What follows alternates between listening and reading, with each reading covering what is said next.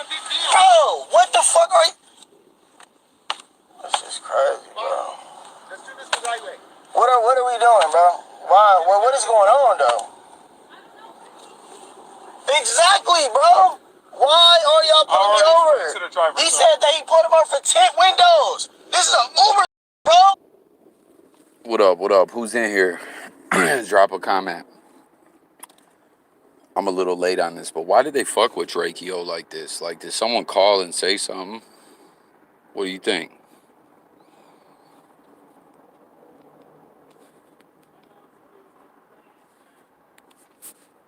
Why are y'all pulling me over? He said that he put him up for 10 windows. This is an Uber driver, bro. This has nothing to do. What is he talking about? Exactly. We'll explain everything. This shit is crazy, bro. Miata, though, do you think that someone had called and said something? Or something? Like, yo, there's this guy, like someone was hating on him and called in and said something. Like, there's this guy getting in an Uber, this, that, and the third, or... I don't know, it was weird, right?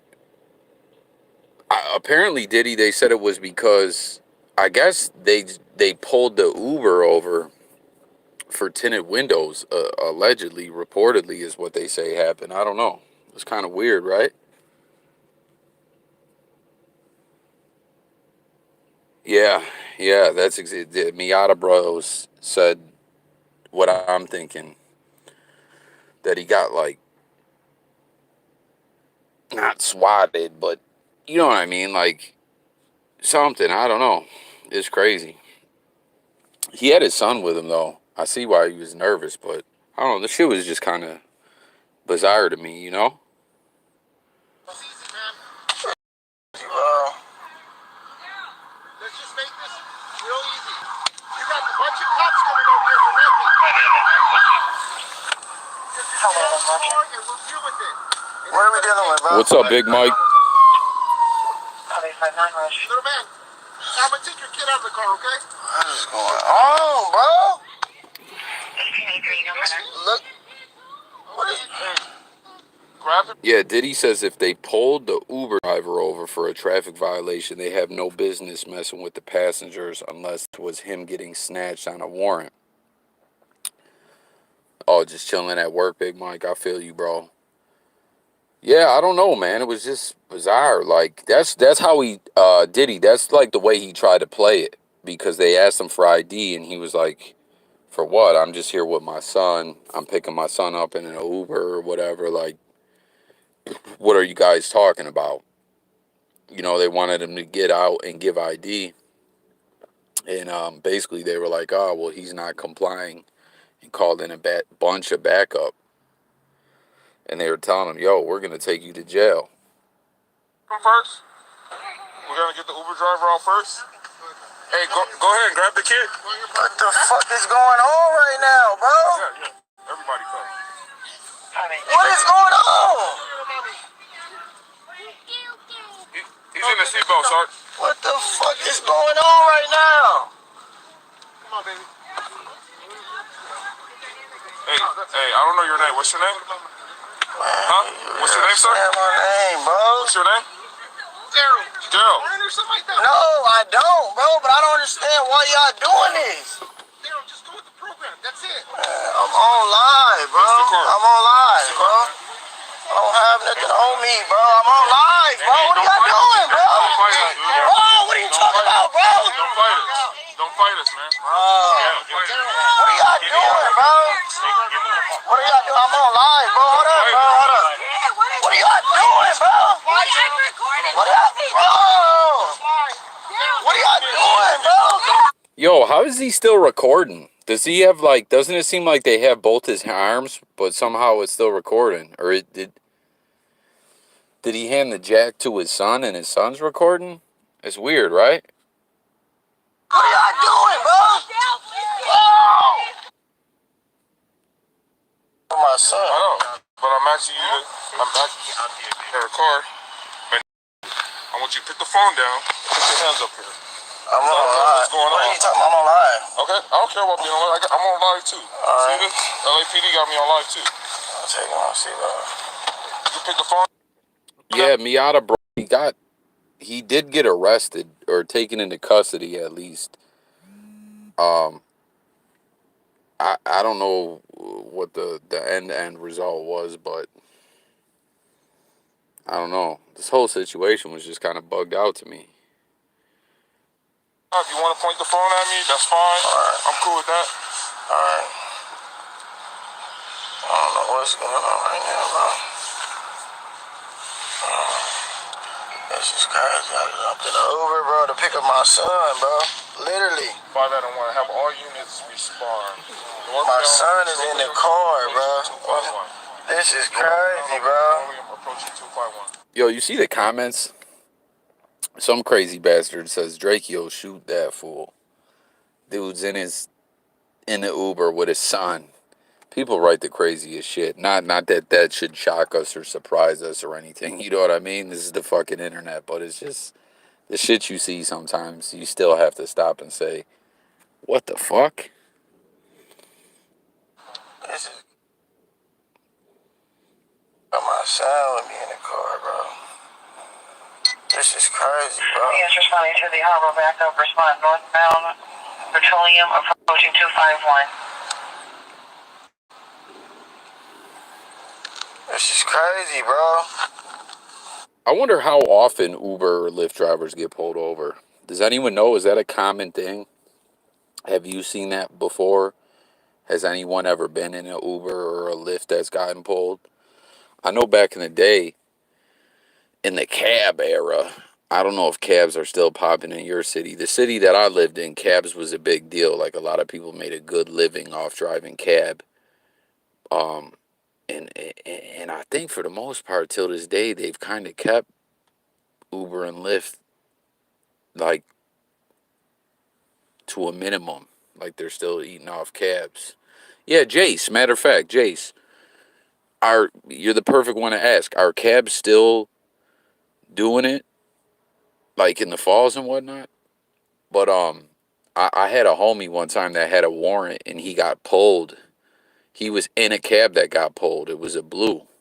He was in a blue, not a LaSalle. He was in a blue and got bagged up like that. It was crazy. So these still let me get out the car. What's going on? This is crazy, bro. This is weird as fuck, bro.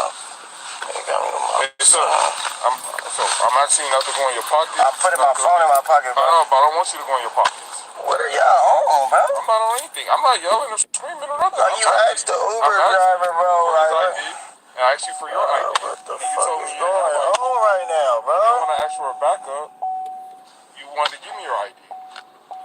And then I asked you to step out of the car. You told me no. I didn't tell you. No, I said, what am I stepping out the car for? Because we have the Sorry right about to that get out of the beeping, you guys. You didn't have an ID at first? You didn't have an ID? I just noticed it behind my shit. At first, you allegedly didn't have an ID, so I want to identify you. This shit is crazy, bro. This shit is crazy. What the fuck is going on? So I'm telling you right now, you're the one who's escalating this. Yeah, I had a You're the one homie who's that stating was you have getting your kid in the Medicaid car. licks I in the didn't want to cab, say Jace. that, Bro, but you seen I it know. I behind me, can bro. still pull you over. Your kid in the car or not. What this nigga's talking about, bro? What the fuck is going on? So Probably one over in the license this is where we're going to be at right now. My supervisor. Do y'all feel me, though? I feel like someone called in and said something. Someone knew where this guy was at or something, and someone called and made some crazy claims, I feel like, for the police to act this way. Because you don't just, typically, you don't just, right? Or what do y'all think? Like, do people just get pulled over like, yo, your tints are dark, okay, now, like, and we're on it like this? It just seems a little too much, a little too extra out to me. What do y'all think? Someone called and said something. Oh, shit. What's going on right now, bro? When I asked for a backup, you wanted to give me your ID. And then I asked you to step out of the car. You told me no. I didn't tell you. I said, what am I stepping out the car for? Because we have the right to pull you out of the car. You didn't have an ID. At first, you didn't have an ID. I just noticed it behind my shit. At first, you allegedly didn't have an ID, so I want to identify you. This shit is crazy, bro. This shit is crazy. What the fuck is going on? So I'm telling you right now, you're the one who's escalating this, and you're the one who's stating you have your kid in the car. I didn't want to do this in front of you, bro, but you seen it. You was behind me, I can bro. still pull you over, your kid in the car or not. What this nigga's talking about, bro? What the fuck is going on? So this is where we're gonna be at right now. My supervisor here. I'm gonna tell you, my supervisor here, and then we got. Damn, the comments are like, I seen that, bro. Passengers don't got an ID. That's a Fourth Amendment violation. Hey, what up, Tazo TV?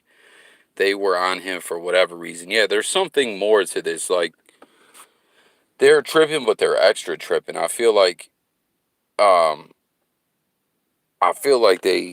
someone called and said something and made some outlandish claims or something like that. Personally, yo, smash that like if you guys haven't done so yet for me, please. Smash that like for me. Couple more units in here. We're gonna ask you one more to step out, and if you say no, then we're gonna do what we gotta do to get you out. Crazy, and then I'm gonna take you out, and then I'm gonna take you to jail. What the fuck is going on, bro? Sir, let's not do this in front of the kids. So what? Why are y'all pulling me? What did I do for y'all to put me? Y'all pulling over an Uber driver, bro? What is going on? But we need to go with the program. What is the? Just get out of the car and we'll handle this. Bro, what are you talking about? Just give us a second. Just give us a second, all right? Boss, let's make this easy. It's not a big deal. Bro, what the fuck are you? This is crazy, bro. Let's do this the right way. What are we doing, bro? Why? What is going on, though? Exactly, bro. Why are y'all pulling me over? He said that he put him up for tint windows. This is an Uber driver, bro. This has nothing to do. What is he talking about? Exactly. We'll explain everything. This shit is crazy, bro. This shit is crazy, bro. Let's just make this real easy. You got a bunch of cops coming over here for nothing. Yo, oh shit. Smash that like, guys. Hold on. I just seen a wild comment. Hit that like for me. Plot twist, someone said. What if maybe the Uber was an undercover cop? That'd be wild. Half the people I grew up with ended up cops. I know exactly how they think. You're flashy. You're a target. I hear that. Yo, what was someone, was that Miata Bros? What were you saying? Hey, Cushmaster, what's good, bro? Smash that like for me. Someone was saying something about, I hope he don't end up in the LA County jail, something. Excuse me. What were y'all saying? Whoever said that. But yeah, guys, just hit that like, man. It's free. You feel me? I don't want to be that guy, but come on, y'all. Exactly. We'll explain everything. This shit is crazy, bro. This shit is crazy. Yo, you heard him? He said too. The cop said, "We'll explain everything." It's like, whoa. So obviously there's something going on, right? Or he's just talking some other shit. But like, we'll explain everything. What needs to be explained, right? Drakeo just put out a track called Ingle Weird, where he's, oh, okay, I got you. Crazy, bro. Let's just make this real easy. You got a bunch of cops coming over here for nothing. Just get out of the car and we'll deal with it. What are we dealing with, bro? Little man, I'm gonna take your kid out of the car, okay? What is going on, bro? Look. What is... Grab him first. We're gonna get the Uber driver out first. Hey, go ahead and grab the kid. Hey, I see we got another like salute. Diddy says cops planning. Diddy, you watch what's that guy's name? Yo, what's the guy's name? You know who I'm talking about. I feel like he coined the term cops planning. The fucking Greek guy in Florida. What's his name? John Felix. You watch John Felix, right, Diddy? Fat Prophet, what up, yo? Smash that like for me, guys. Smash that like. He had bags on him. Something was going on. I don't know. This is just a whole weird situation to me. Oh, damn. Why did I do that? Hold on. Apologies, y'all. Everything. This shit is crazy, bro. This shit is crazy, bro. Let's just make this real easy. You got a bunch of cops coming over here for nothing.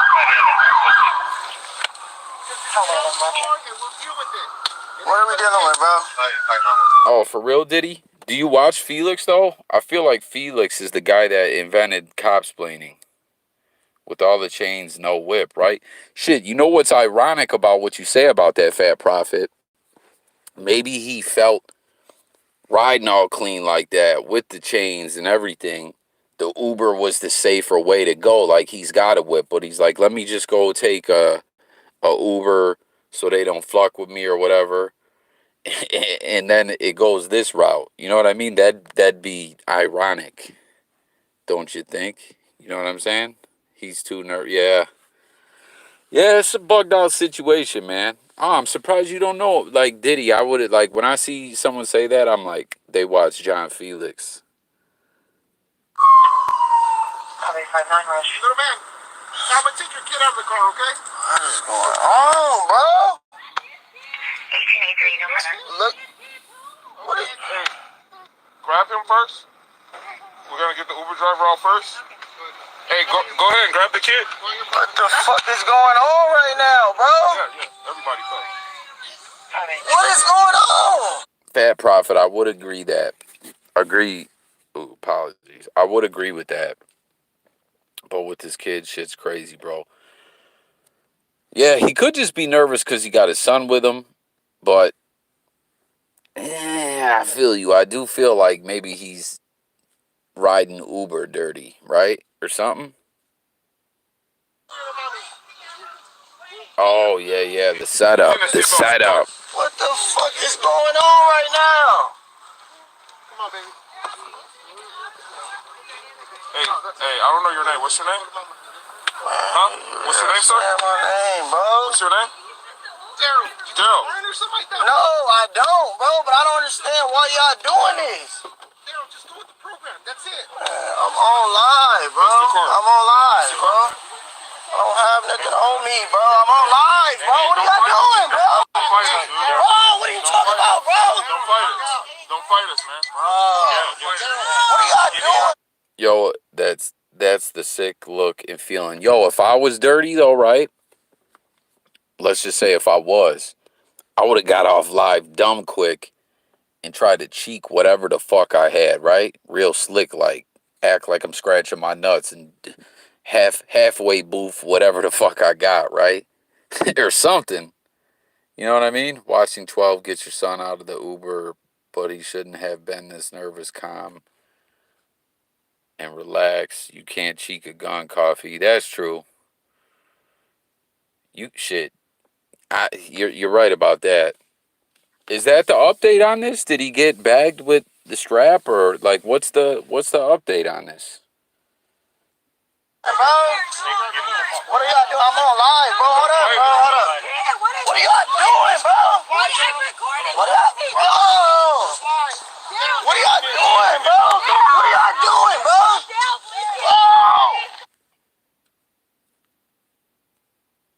Oh, that looks like that's where it concludes at. I'm sure he's got the strap on him. Yo, if I had a strap on me, right, and I had my child with me, theoretically, I would cooperate because I wouldn't want things to go left at all, personally. But I ain't Drakeo, so I'm not trying to knock him or nothing like that. See what the fuck everyone's talking about. Stock vehicles have factory tinted windows. Drakeo, the ruler, this type of behavior by law enforcement anywhere in the U.S. needs to be protested and shut down.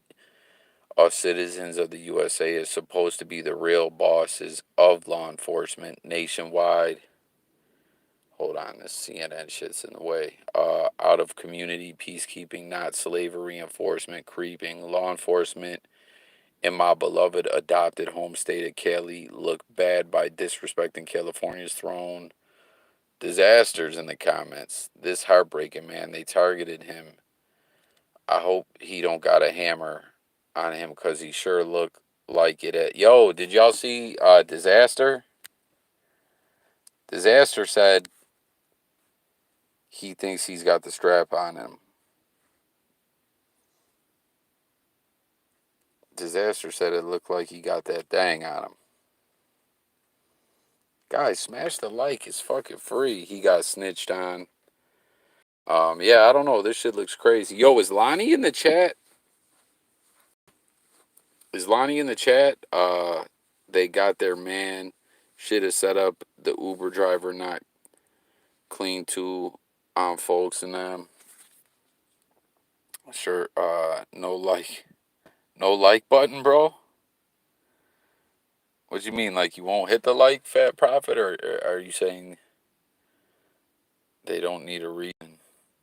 Nah, I'm in the chat.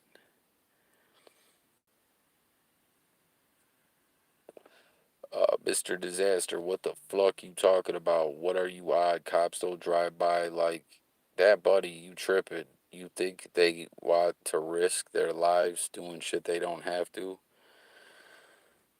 Oh, Lonnie's over there on Real Life. Okay. Yeah, I seen he was live. I just got out of doing what I... That's weird. I think because you're live. Like, what do you mean? Like, there's literally not a live button, is what you're saying? How he get pulled over in an Uber and they ask him for his ID? He's not driving. Arresting me while I'm with my baby spazzing. That's weird, bro. That's crazy. Hey, Donna. Thank you for tuning in, Donna.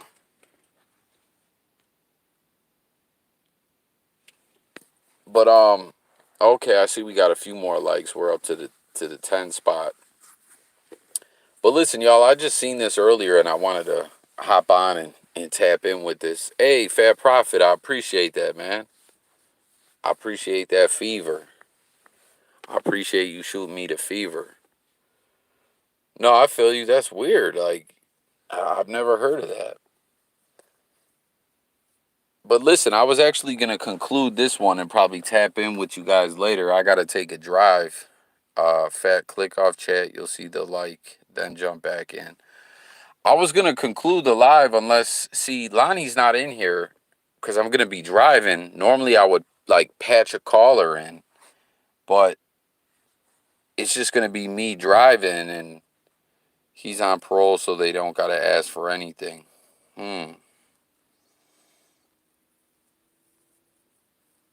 Unless someone want to drop, cause I don't have my setup with the number present. He was dirty, going back on violations for a long time. But no, I want to keep what's FW. Oh, fuck with Donna. Send them super chats, y'all. No, unless I don't want to end the live because we got a good 11 people in here. Yeah, I don't want to go, but I'm gonna be driving for like 5 or 10 minutes, and normally I'll take a caller, but I don't have Lonnie on here to set that up. But unless anyone wants, stay on, bro. Someone DM me your number. Someone DM me your number. Because we're driving right now. What happened? Donna, this rapper out in LA went to jail on Instagram Live. Real quick, does someone want to DM me their number? I'll call you real quick and chop it with you. I want to take a caller, man, but we don't got Lonnie.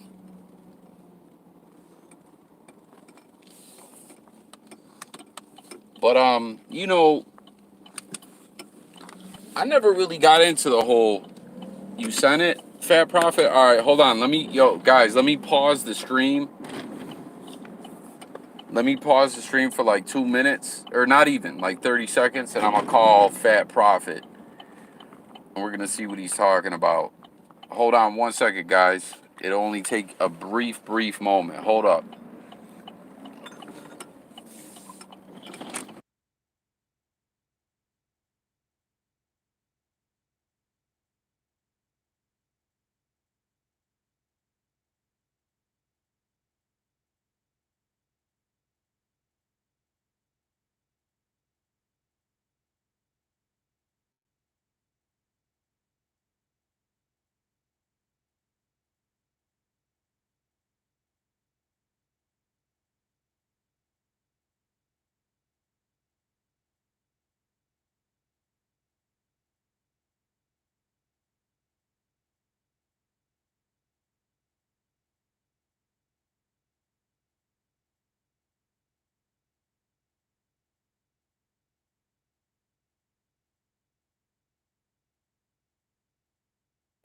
Fat Prophet, I don't see your number. Where did you DM'd it to my Instagram, JayCoffeeTalk on YouTube? You still in here, bro?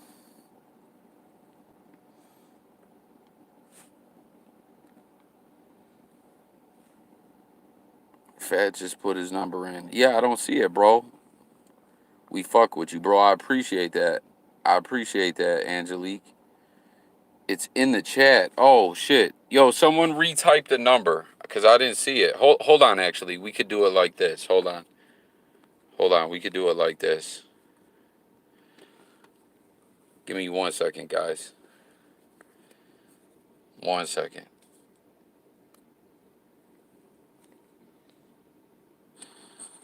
One second. Hold up. Support Coffee Talk. It's in the chat. Where?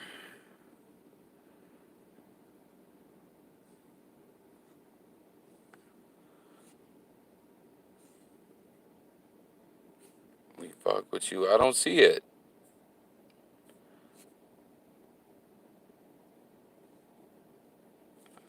Yeah, I don't see it, man.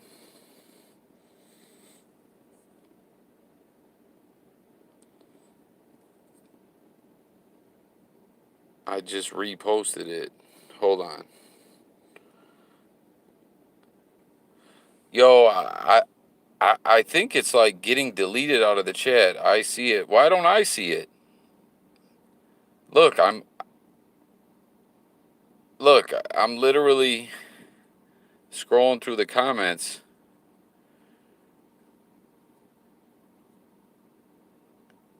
323. Hold on. Yeah, send it one piece at a time. 323-507-1159. All right, hold on.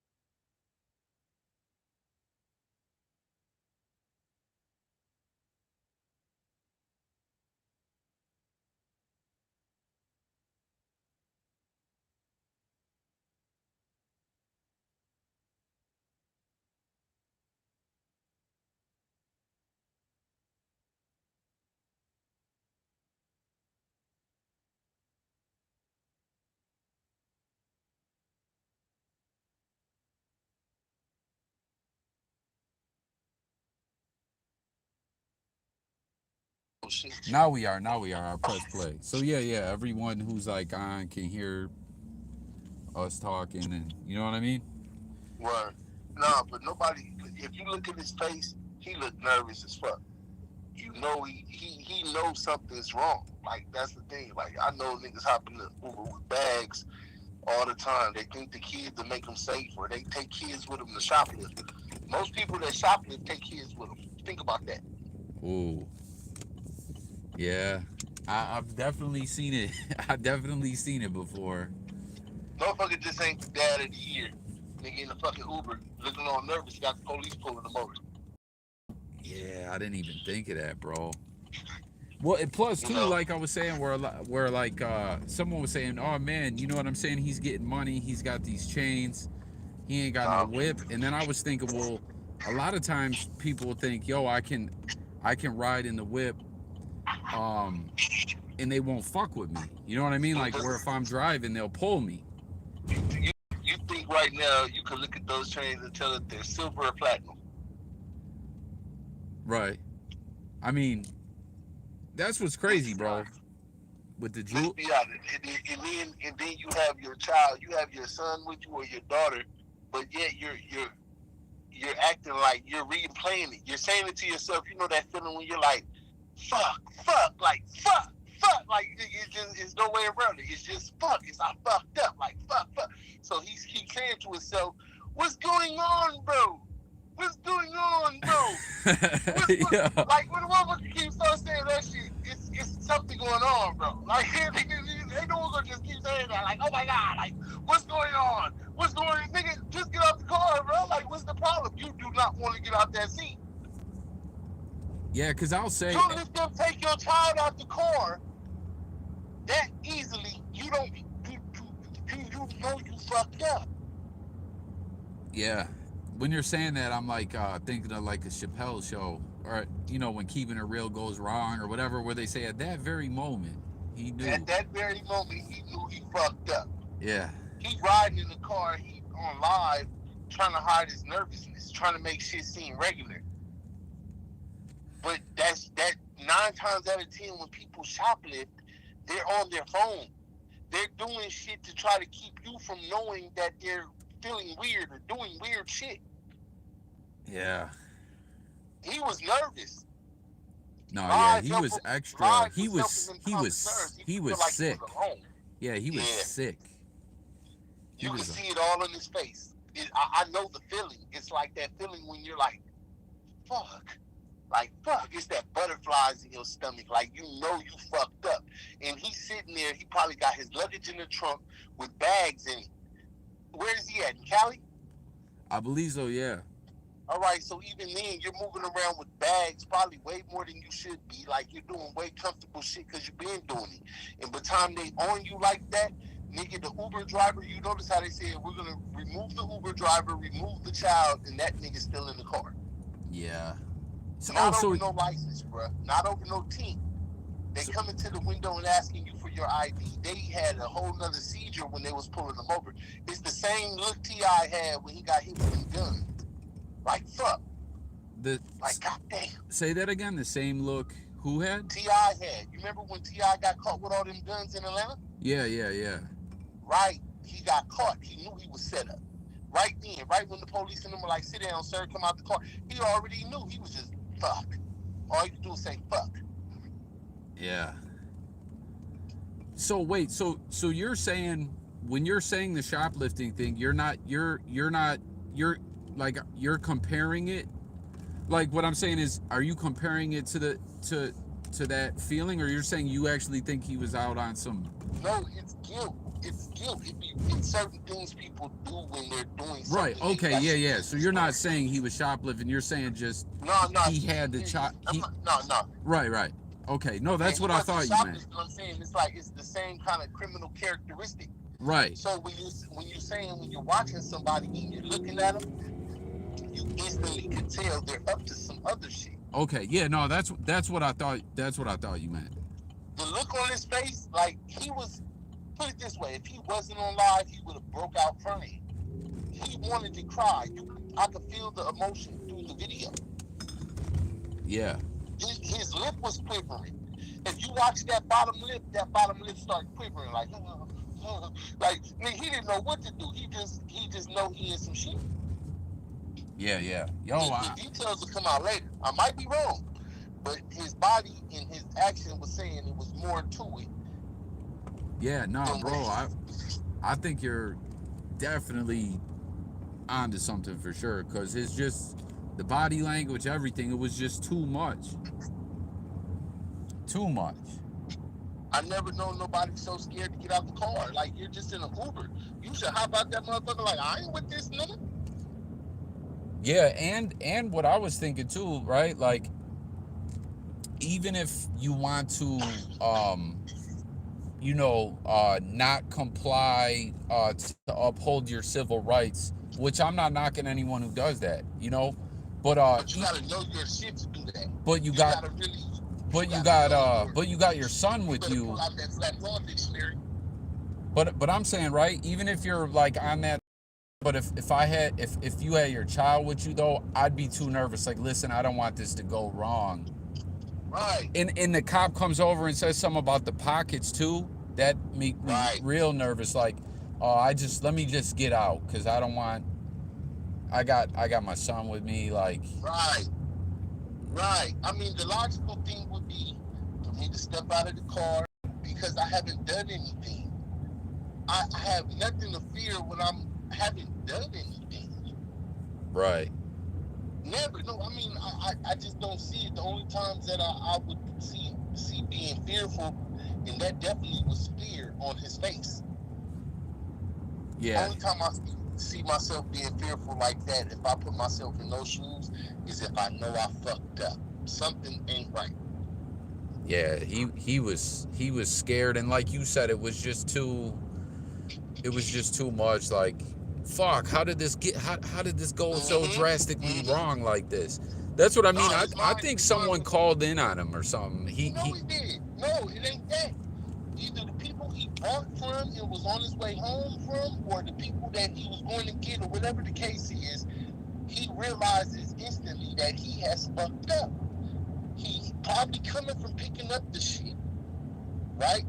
Nigga, they already, like when they're on your phone, bro. Like, your number, everything is attached to your phone. Nigga, you gonna start calling these Ubers, hitting this, they already know, man. They could, and man, listen, the type of stuff that these people are on right now, as far as technology and stuff, man, it would blow your fucking mind.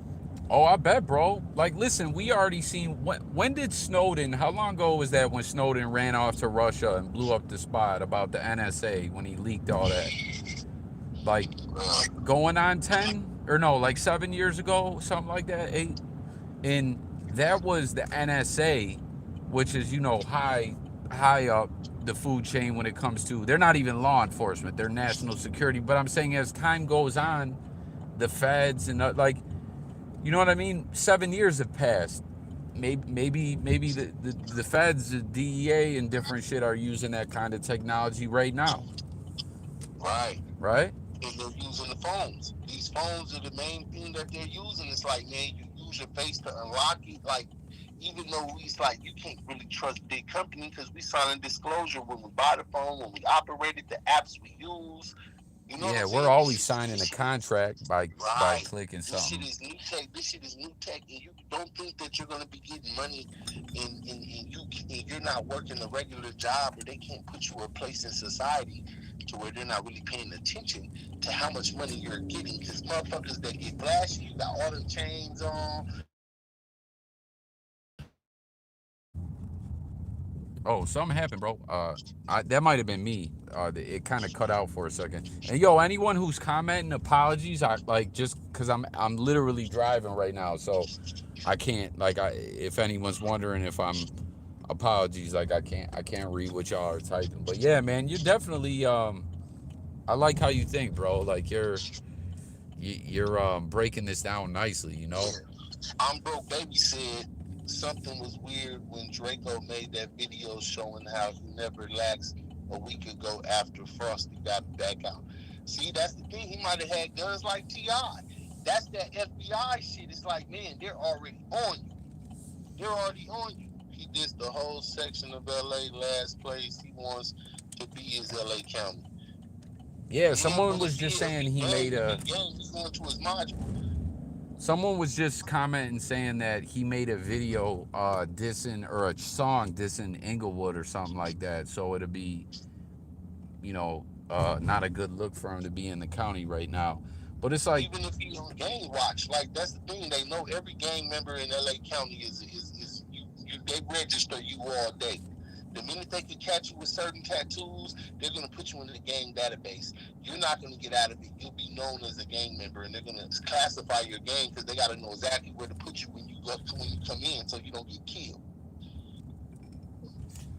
yeah, facts, bro. Like, it's so crazy the way things have shifted digitally with YouTube and Instagram and everything, and then they just know people are going to like everyone already knows the boys, law enforcement, whatever the fuck you want to call them, are over social media and everything, but people are still using it. People are still saying things like, you know what I mean? I And mean, it goes back to the same thing with it's the trickery of it because like people really, I don't think people really catch the grasp that hip hop is and always has been the longest running prison commercial. oh, bro, There's no other commercial. bro, you're tapping into something we talked about a lot on this channel, bro. I got a video on it on another channel, right? But there, Busy Bone and what's his name, Busy Bone, and you know who Everlast is from House of Pain, Yeah. Jump Around. They both talked about in the mid to late 90s a guy coming around that because you know how it goes with like companies, like this company's a conglomerate of this Right. company that's this, Investments. and then next Yeah. thing you know you get up the food chain till it's connected to General Electric or something big like Mhm. that. Mhm. And basically what Mhm. they said is because you remember like X Clan, Mhm. Public Enemy, Bro, that scared the shit out of people. Think about it. You see all of these people marching in the streets saying, "Fight the power. You gotta fight the powers that be." You got X Clan niggas, everybody. You know what I'm saying? You sit here yeah, and Professor you Rex, watching this shit. You're Sissies. watching it. You're saying these motherfuckers are learning from this shit, and then you say, "Okay, well, we can't make a slave by making them broke anymore. The way you make a slave now is you make him rich. You give him money. Because what he's gonna do is he's gonna separate. And he's gonna do a lot of other shit he'll never really give back. He'll never really help no one else. You see what I'm saying? Yeah, So that's why they give the athletes the money. So they buy their silence. You can't really say shit. You really can't do much. You know what I'm saying? yeah, they said that there was a guy that got wrapped up in it all that had ties to privatized prisons, and then they said let's make we want they put out like memos to the major labels basically saying we want to create a genre of hip hop that will influence people to go to prison Mm-hmm. or something of that nature. And it's like, yeah, man, Mm-hmm. it's It's like school. Think about it. Prison gets paid for the head count. School gets paid for the head count. They both have bells. They put you on time schedule. So the people that are smarter that go through the institution in the beginning, they go through school and everything is good. And then the ones that are rebellious, they go the other way. And the ones that are more mentally mature and understand the program, they go the other way. right. So now you got the school is a direct link to the prison system for the fuck ups. They already know you're a fuck up by the time you get out of high school. They're already on you. Yeah, they try to, what did he say? I don't think you understand it, bro, someone just said. um yeah, they try to, it's like they weed out society, but it's a but yeah, continue on, bro. You're like, you're breaking it down better than me. I'm buzzed up right now, but yeah, continue. Like, But yeah, so he got them fucking. So he's in the car, and this is my Scorpio psychic ability that I'm able to just try to backtrack what exactly happened by looking at his face.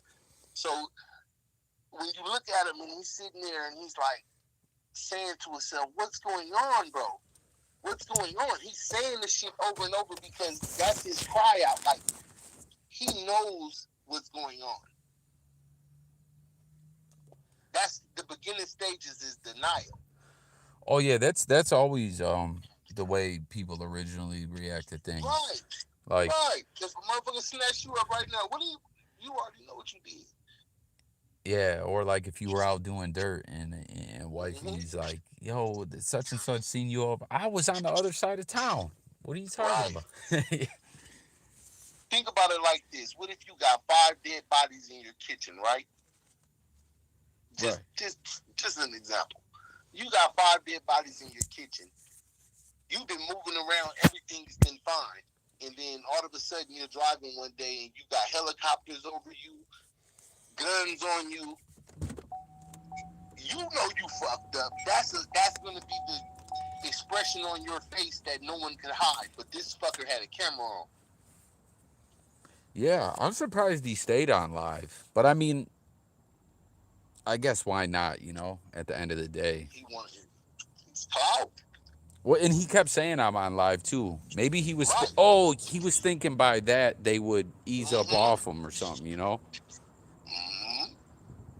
Yeah, it was just too they knew exactly what it was. You know, because say police like through things that we've seen in the media and everything and things happen. Say a cop is fucking with someone for no good reason just to be on that bullshit. They fear getting filmed. But Right. they weren't fearing it. They were like, oh, I'm on live too. That's what the cop said. He said, LAPD makes me be on live all the time. So I'm on live right with you. Mm-hmm.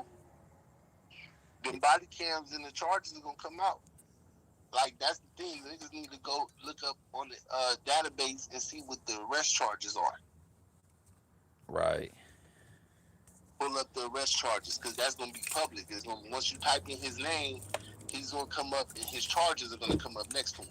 So I've been tied up all day. Has there been an update on this that you've seen? Top 10 billionaires, yeah, food. No, listen, man, bro. The grocery stores went out of food. Like, listen, if you don't have money, you can't stay at home. You'll get put out onto the street eventually. See, the trick came right after they was like, all right, everybody just, Corona's out here. And niggas are just partying like it never happened. Like, this shit is crazy. I'm in Atlanta. By the way, I run the biggest studio in Atlanta, Georgia. Patchwork Recording Studios. If anybody needs recording or anything, tap in with me. My name is Fat Profit on everything. I'm the only one in the world. So Okay. So you got an IG and all that. yeah. I'm the Okay, only cool. Fat Profit in the world. Yeah. Okay. But Yeah, I listen to your Atlanta's shit like where you have. I listen to your shit. I listen to your shit because you have the right voice. Like you have the right. Like your voice resonates. You know what I mean? uh Like when I hear your shit, your voice resonates a certain way. So I'm definitely a fan of what you do, and you know.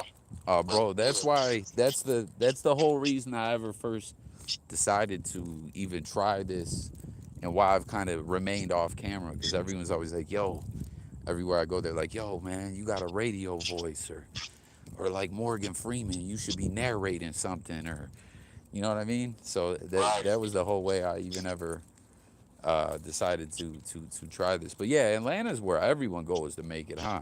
Hip hop right, wise. right. We put out everything since '93 out of Atlanta. Like we started with Outkast. We did all of the Goody Mob. We did all of the anything that came out of Atlanta.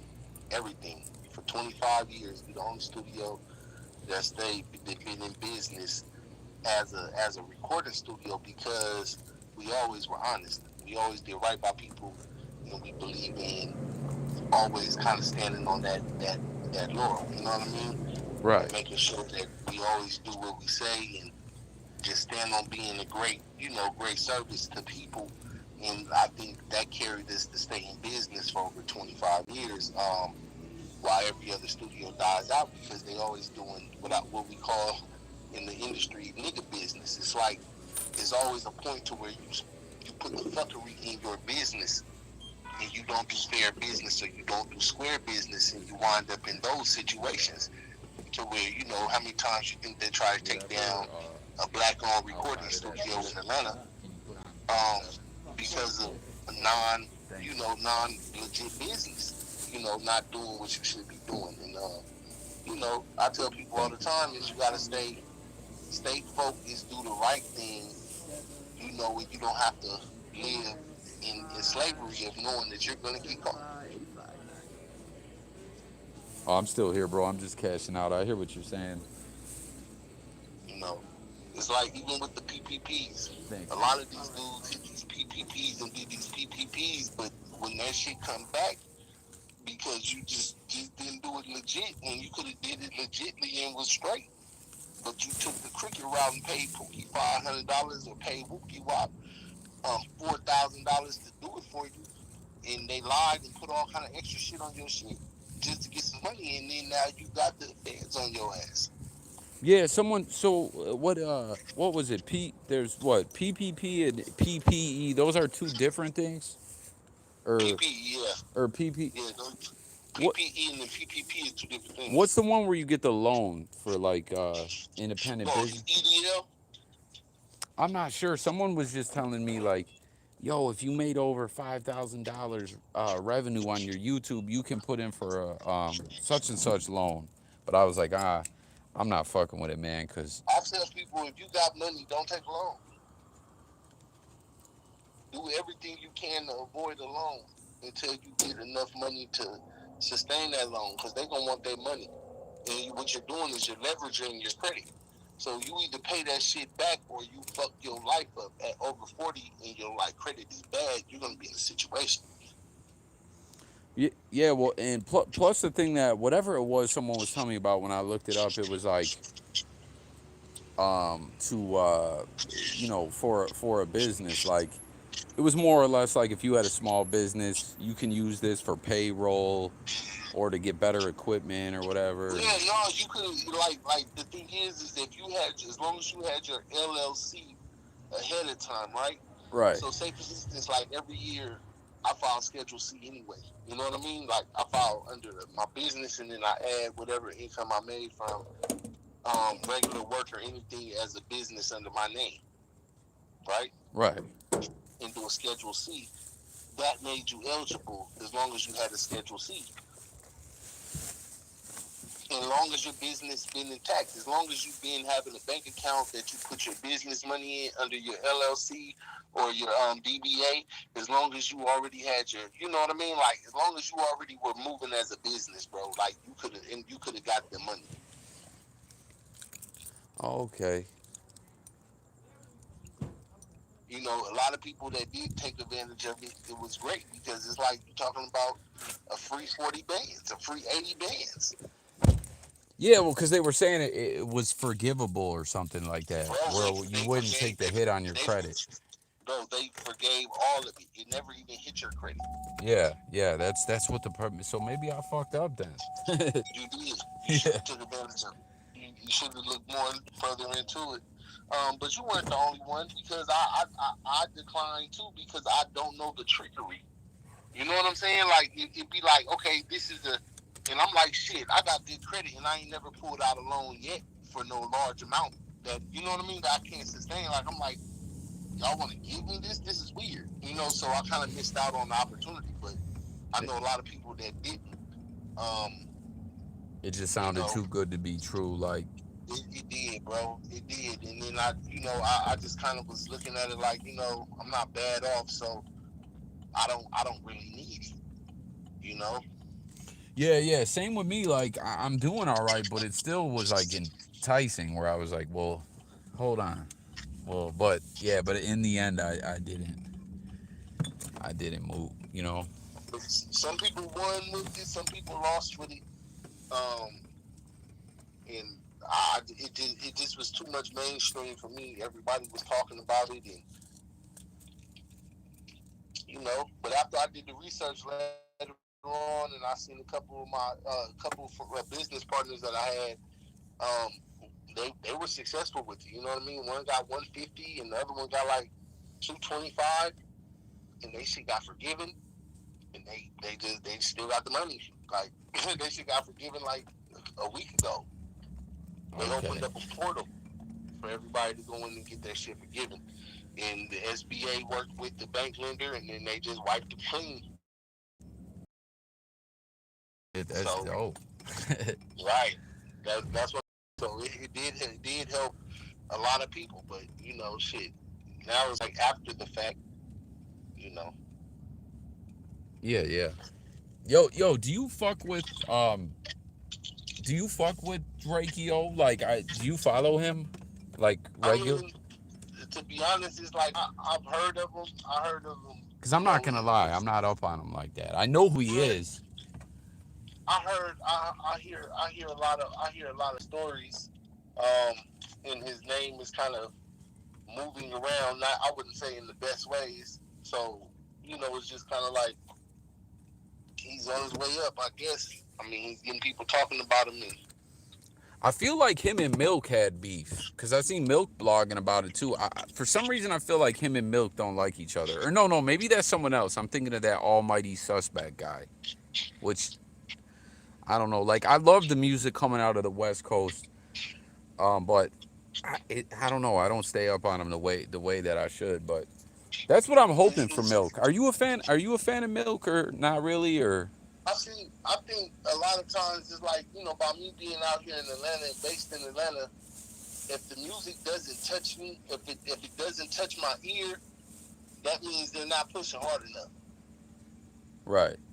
Because I'm literally at the launching pad of all of the hits right now, like anything current, like you know what I'm saying, like the Lil Baby, all of the people that are really like doing big impactful shit, and then you have the people that are kind of just still doing music, trying to find their way through, and they kind of got apartments in hip hop. They don't have real estate in hip hop. Like we put out Razcast Solo Nights 2 Oh, a I year like ago. Razcast, man.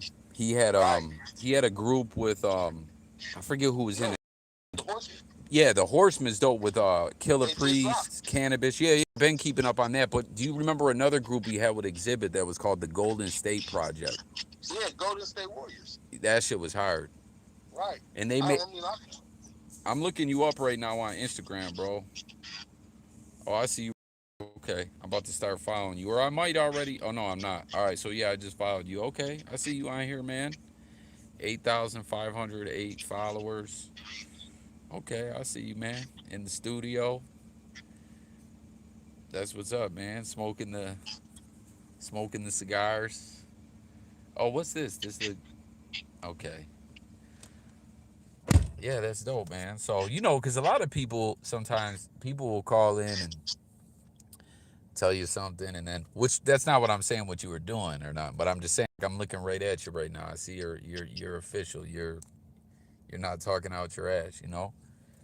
right. But But yeah, I mean, I've been doing this for over 20 years. I'm from Cali though. Our whole recording studio is actually from Cali. We come from a neighborhood called the Cabbage Patch, and it's in Carson. It's a small Piru neighborhood in Carson okay, I see you called the got the Cabbage Phillies Patch. hat on. Right. So it's a small Piru neighborhood in Carson called Cabbage Patch. My uncle Bob Whitfield, he played for the Falcons for 20 years, never missed a game. He got drafted to the Falcons in 93, 94. First round draft pick, offensive lineman, offensive tackle, from Stanford. And he from the patch. And you know, as like an early Nipsey, he was like, this is how we want to put on for our neighborhood, in a positive way and do the right thing for the world and make an impact. So we signed Razcast because Razcast is from the patch.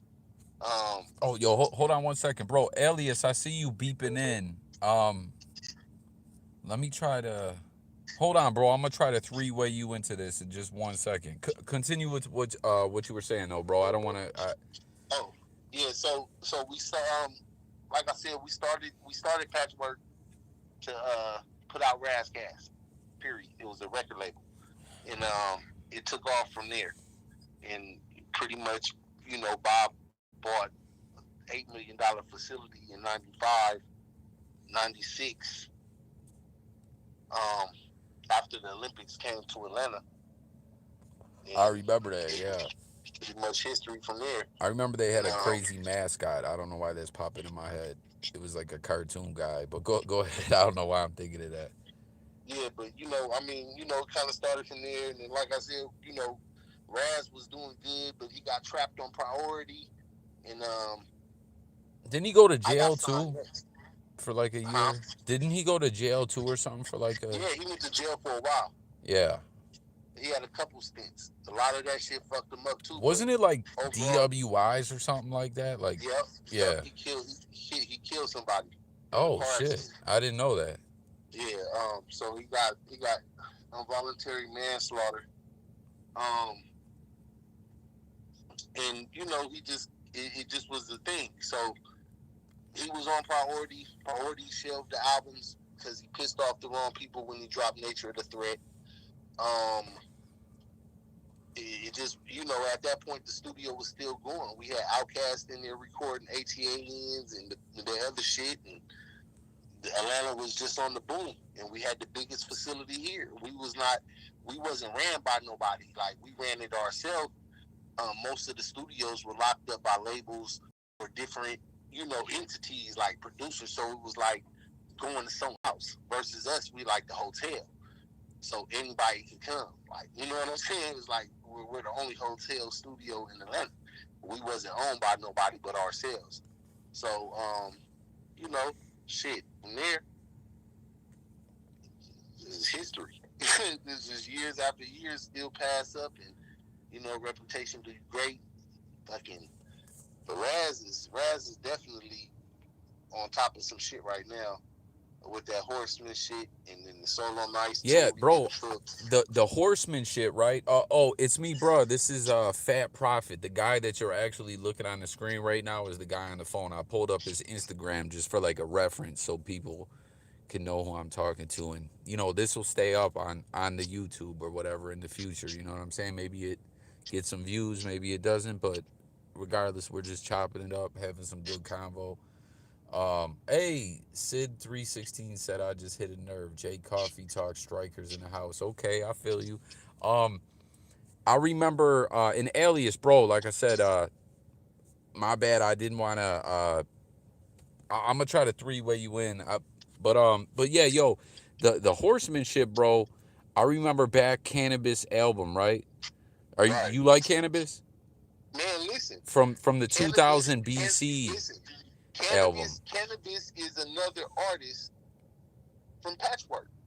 We had Cannabis. We had the dopest group of all time that we could have signed at that time, because all we had to do was sign Cannabis. Cannabis is the owner of the studio. Curtis's like best friend. Like, they knew each other from like some college shit. But Cannabis was always quiet and never played music. But he finally played some shit, nigga, and he was a Patchwork original baby. Him and Raz Gas. And we had a chance to have them both. But, Cannabis went on to do other shit. And, What, Raz wound like, up where how he far back was. is this that we're talking? That's all the way in the beginning, bro. Like 4, 3, 2, 1 beefing with LL back? 90, no. Way before. 94, 95. Oh shit. Yeah, cause I remember like I was a big fan of Cannabis. I back when the 4, 3, 2, 1 shit went down, Mm-hmm. and then he dropped the what was the first or it was just called Can I Bus. But Yeah, then he had the 2000 BC joint, and right. I want to say the first album was executive produced by Wyclef. Yep, But then he was dissing him on the next one. He was like, right. he said it wasn't my fault. Wyclef spoiled it or something like that. But they had the Horseman a track on that album. But like, and then I remember he joined the army. And then you remember he made the track too. I was talking about this on a video once. A lot of people don't know about this. Like 2009 or 10, he made this song with this white dude. It's like an internet rapper. He had a label called War Lab Records or War something about war. And him and what they did, right? Cannabis had the white dude hit up D12 and say how much for a feature. And they said, "Oh, whatever, boom." And then they paid him. And then they did their vocals and sent it over to him, right? The D12 verses. So then Cannabis jumped on the song and it's a song, it's called Airstrike Pop Killer, and it's Eminem diss. So he finessed D12 through the white dude, the DZK or whatever the guy's name is, to get D12 on an Eminem diss. It was like some real slick movie pulled. But yeah, man, I've always been a big fan of Cannabis, man, since. But that's dope, man. I like that's interesting, bro. I didn't know. Do you make like YouTube content and stuff? Bro, my boy You, Keto Abashi, that's one of my close friends, and he got like a couple 100,000 followers right now on his channel. He been trying to get me to do more content. I started doing some, but I took it down because I didn't really, I'm trying to get used to doing it. Like, but I need someone to bounce off of because I'm not really. I don't know. It's different. Like organic conversation is always better. Versus just talking to the cameras is different for me. Like I right. gotta have something to bounce off of. Like I'm not Jordan, nigga. I'm more like Pippen. Yeah, I got you. I got you. I totally know what you mean. I'm this just the exact word you use, like bounce off. I always am. I don't know, like I'll record some shit and talk, but at the end of the day, I feel more comfortable just organically Right. talking with I mean someone. that's when you get the dopest content that way. I feel like the dopest content I ever did. I got a reality show getting ready to drop. It's called Artist House. And then I have a movie up currently that I shot called 808 the movie. I got Zaytoven in it. I shot this shit like 5 years ago though. We got like Oh, over I remember 100,000 he views. did. Do you remember in like 2015 there was the Future? It was called Beast Mode. It was a mixtape, and it was like all done by Zaytoven. It was fire. And on the cover, it was like someone's hand holding a heart. I remember. I don't know. I'm like a real. For some reason, like if someone says something, it pops into my head visually. You know what I mean? Like when you were talking about the Right. Horseman, I was picturing the Cannabis logo on it. Like it's just the way I think of things. But yeah, And, man. and a lot of shit, a lot of history. Like I've been in Atlanta for over 20 years, so a lot of the history is like, man, I got a chance to spend the 4 years with Lil Wayne before he became Lil Wayne doing the Carter, right? So I'm there. He's in my house every day for 4 years straight. And then the next big run was BMF. They was there for like 5 years, something like that, something crazy, nigga, where they just had the whole studio blocked out, like no one could come. Like I was around Meech so long, I never knew who he was, bro. Like, because I treat everybody the same. You know what I'm saying? Like, I treat everybody the same. I treat them respectfully and customer service. You sell customer service, you don't sell products. Um, so I treat everybody exactly the same, really good, and the best I can. Try to be a great person. And I spent a lot of time around him, and he always was the same dude, man. Like, man, big bowls of chronic, anything you want. Like, here, bro, just take what you like. How much you want to smoke? Like, shit, take all to whatever you want. Of course, you only take what you should take. You know what I'm saying? But it was so many opportunities. But that shit was like the PPP loan to me too. Just sit there, look and watch him. And he's like, man, just stay focused. You know what I mean? Don't look at what the next person has. More of that. But 7 years with Gucci every day, like his whole career, his entire career, he did it at Patchwork. Like he knew he had to compete with Jeezy, so he spent 7 years doing all his music there. You know what I mean? Making sure his shit at least sounded right, and he got himself to the position he in because he outlasted a lot of people and he kept dropping in music, and niggas couldn't deny the fucking sound. That's the main thing artists should work on is that sound. Get that sound down, do anything you want. Man, that's wild. So you've been around some people, man. Some Man, very man, notable people in hip hop, yeah. man. I mean, discovered Mike Will maybe. Um, shit, we had him at 15, 16. Damn near discovered Shorty Red, had him at 15, 16. All of these new people coming in, we deal with them because by being the biggest studio in Atlanta, it's not the same. It's like all of the artists that really got the plaques and the really grit, they came from nothing. We opened up a state-of-the-art recording studio in the South, which gave them an opportunity to compete with the West in the East. Otherwise, you didn't have that. You had to go to New York or LA to record. But when we had Patchwork open up in the South, it's a whole different thing. It was like gave them a chance to compete, and they had their boots on, and they was going in there getting it done. Jazzy Faye, the Polo, the Dons, man, anybody you can name, they coming through. T.I. got his deal because Jason Jeter used to work the front desk at Patchwork. Clay Evans, which is the VP of Grand Hustle, worked the front desk at Patchwork. Like, the whole T.I. got his deal because Jason was at the front desk.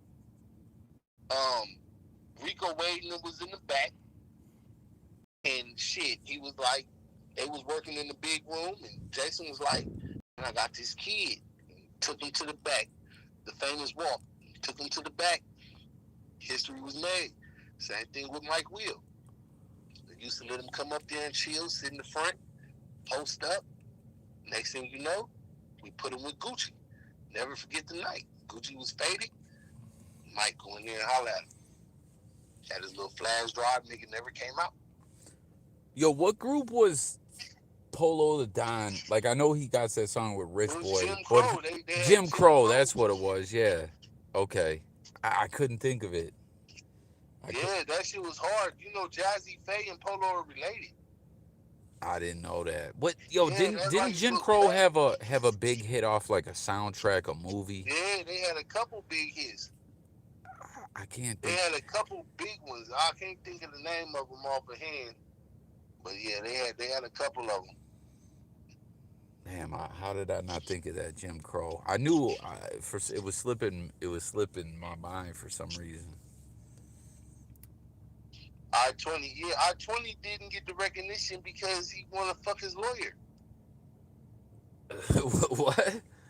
In the same in his same lawyer, and the same lawyer was fucking with Polo and a couple other people. So Polo is mainly making beats now, right? Yeah, Polo just make beats, man. You know, niggas forget about the artist Polo dropped for Rich Boy. Yeah, that joint was hard where he said, "That's why every bitch should have a picture of my on they wall." That was my shit. Was it Throw Some D's? That shit was hard. Yeah, throw some D's on. But that's what I said. A lot of people come and go in hip hop. Like, you know, Atlanta is the craziest place because you can never peg it. It's like they throwing out the styles to the world. The world is, by the time they get it, these niggas that made a bag of money, they start copying the late trend, and niggas throw a whole nother one out. And a whole nother one can happen to lean snap music. Everybody be following the trends. Yeah, I know like Griselda, because I'm from Buffalo. I know Griselda went to Atlanta too. Griselda. Yeah. Everyone. And they get love out here. Like, see, that's the thing. It's like some groups are worldwide that can get love in any because it's hip hop stamp. You know what I'm saying? It's like they got a cult following. Right. You know what I'm saying? They got a cult following, so they're gonna do it. Yeah, they call Atlanta like Black Hollywood, right? Pretty much. Yeah. I mean, that's where it's pretty much headed. Like, because you got to look at it, it's like the film industry is really here. You can come here and shoot an independent movie. You got talent everywhere. Yeah, and Georgia have some, like, you know, when you watch a movie and it shows that Georgia Peach logo, they get some kind of tax credits or something to shoot a movie there or something, I heard. They get tax credits just to shoot here, period. Right. Because Tyler Perry used to have that in his films, too. Right. But you got to think about it. It's always product placement. So everything is product placement, whether or not people understand it or not. It's like, shit, a motherfucker will give you $100,000 to put a bottle in the video, depending on where the video going. Right. You know, that's where the money is at. That's why they don't That's why music is being consumed. It's not even being purchased no more. Like if you're not getting sync rights, if you're not really making no money off of that, back end situations are striking brand new deals that haven't been done before, you're really behind the ball. Oh, Gnarly and Lonnie. This is oh, excuse me. This is Fat Prophet, the guy. He called in just to kind of tap in on the we were reacting to the Drakeo viral arrest footage, and we was chopping it up about that, and then he was talking about his studio and whatnot. So we pulled up his Instagram and everything, and he was just chopping it about a lot of the different people he worked with, like Rask. Shout him out again, bro. Raskcast. Cannabis, Razcast, BMF, Cash Money, um, shit, Little Baby, fucking. I managed Ricky Rax. He did the beat for Best Friend for Young Thug. We got something called Audio Cartel in Atlanta. Been doing it over 20 years. You can pull up the studio, www.patchwork with the E for excellence.com. And shit, yeah, we rolling. We've been here in Atlanta for over 25 years. So who else is from the Cabbage Patch? Like, what's the most famous people? Like, you. Shit, Razcast and Patchwork. Okay. But No. from Carson, you got Ray J, Brandy, The Boys.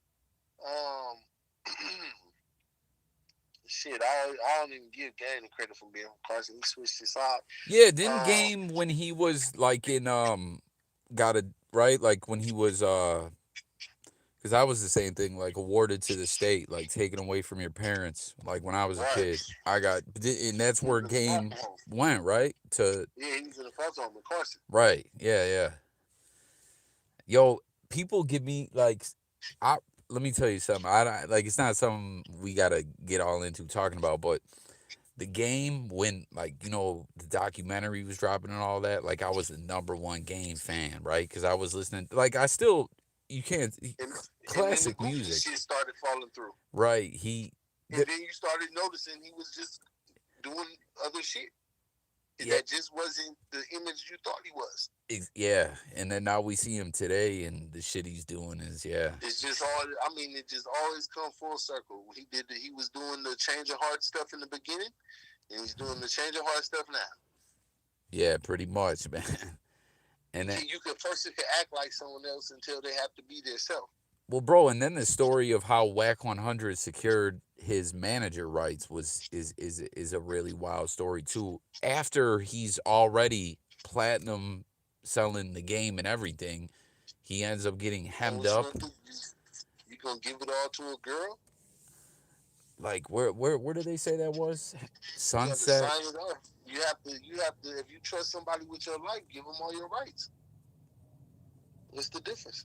No, but I'm saying, like, did you ever hear this story about how, like, a bunch of, like, Game got blocked off in traffic by 40 Glock and a bunch of guys, and they called up Suge Knight, and Suge Knight came with Whack 100, and they got them dudes to give him a pass, and then Game was like, you could be my manager, and that was just wild to me, because I don't know anything about LA politics, but I'm just saying the fact that, like, if I was getting all this money or whatever, and then I get stretched out like that, you know what I mean? And I'm calling, like, I don't know. It's just a wild story to hear. Like, there's just a lot of stuff like that with him, and I make videos about it sometimes, and sometimes people get mad, but I don't know, man. The thing is like, you don't have to act gangster if you're a gangster. Just be gangster, man. It's like, oh, you're talking. If you said, oh, go ahead. I'm sorry. I'm gonna hold this up. up. Any brand, like if you sell anything in life, which is most of these dudes is selling a character. You know what I'm saying? Right. It's like the new age internet rappers or studio gangsters, but I call them internet rappers. So they live in the internet. Because none of that tough talk really means anything when you're not in someone's presence. You know what I'm saying? So it's just people's images fall apart because they're not being authentic. Like Jay-Z is probably the best example of someone that kept who I always thought he was intact very well. Right. Yeah. He never kind of wavered. Like He I said, never seen. I'm a businessman." Right. I've never He seen him stuck to kind the of do. business. Right. I just always seen him be like more like a boss. Like it's just he just keeps his shit. He keeps his shit like he's the tightest moving motherfucker there is. And you have to love it. Drake is the same way. Like, I mean, when I met Drake, he was the nicest motherfucker I've ever met. Hey, I'm Aubrey. Hey, you Drake. You know what I'm saying? Like, you be like, yo, like, you be bugging out because he's the nicest nigga in the room. So, I always challenge people and I always ask, is like, the asshole never wins. It's like we lived in a masculine world our whole life. What we know is masculine, but what we're living in now is a feminine world. You start talking crazy, they're gonna cut your balls off. Yeah, and then you're done. You'll really. get attacked. Yeah. So it's that's why I laugh, because I'm like, man, people still don't get it. Shit has changed. You can't be all that rah shit don't work. Niggas will kill you. Their feelings will be hurt. They kill you because their feelings hurt. Yo, that's what I was gonna like blurt out though, right? Was didn't the game and Razzcast have a couple situations, right? Yeah, that's why the game was 6'4" man whore. Yeah, but yo, you know what? Always too when the funny style stuff started coming out about game, that like really when I look back when I talked to someone from the West Coast, the things that they were saying, someone said to me, "Yo, did you ever notice that shit he used to do, squinting one eye, the mean mug, that stopped after the first two albums? Like, come on, you know what I mean?" And I was like, "That's right, yo. He's playing character." He can't help it. Like, that's the thing, is he's a rapper. He built this image. He made the money, and he's gonna be him. He's JC on. Like, he's gonna be him. Like, and there's nothing wrong with it. That's why I say I don't really hate nobody, even though it's like he punching on. You hit a 5'4" nigga in the head with a bottle. Like, do you feel accomplished? It was just Raz and one other person. Raz, a small dude. And you smile on his face, and just because he don't want to do a record with you, nigga, you want to hit him in the back of the head with a bottle when he turns his back. Yeah, yeah. You know, so that wasn't even like this whole shit. Yeah, no, and then I met a stripper chick too that knew Razzcast and the game, and she assured me that in LA it wasn't really like that. Like the stuff that we saw in the Beef DVD was make believe. You know what I mean? That there was like a Samoan bodyguard that they did an interview with, and I think Quincy Jones' son is the one who made that, and they were like, you know what I mean? They threw him a little bag to say that. You know what I mean? Damn, bro. Alias, I seen you just called in again. Fuck, we gotta get. Lonnie, can you work the phones? Lonnie, can you call me and bro, do you do you have anything pressing to do, or do you wanna chop it up some more, or like, cause what normally what we do is my one moderator, Lonnie, um we got another channel regular, my bro Alias. He's trying to tap into the convo, and basically what Lonnie will do, he'll get everyone on the phone at one time. He's like a fucking whiz with it. I, All right. are you cool with that? Yeah, sure. Okay. All right. Yo, Lonnie. Do you want to call, bro? Do you want to call me? I'll hang up with Fat Prophet, and if you could you work the phones and get him and Alias and all of us on the jack at one time, Lonnie? If you want to call in real quick. Yeah. StreamYard. No, I can do StreamYard. Okay, we got Lonnie right here. We got Lonnie right here. All right. Yeah, send me his number in the DM. I'll get him in there. Okay, hold on, I got you. Guys, don't go nowhere. Give me like 2 minutes. We're gonna, or not even, give me a minute. Hold on. Let me pause the stream. And yo, smash the like if you guys have not done so yet, please. But hold on. Here we go.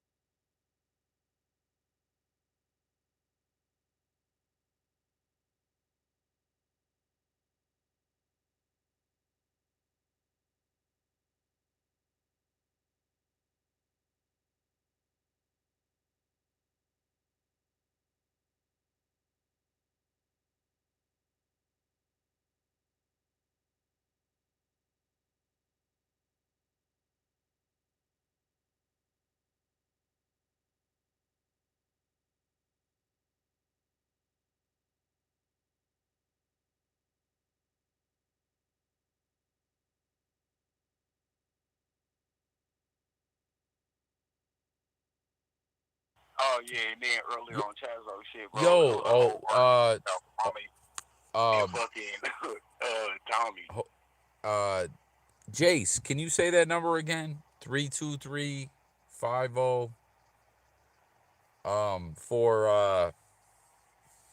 For Fat Profit, what was it? 323-505. Was it? Hold on. I can't, for some reason, I can't pull my Yeah, call. put it in the chat. Huh? You put it in the chat. I don't know if I can go there. Okay, Okay. yeah. 323-507. I want to say 1129. Hey, y'all nigga 323. Big Mike in the comments, bro. Watch that nigga, Oh, bro. no. Don't fuck with him. 1159. 323-507-1159. That's Oh, Fat. I know. You already know I know what's up. Yeah. I was just letting Jay.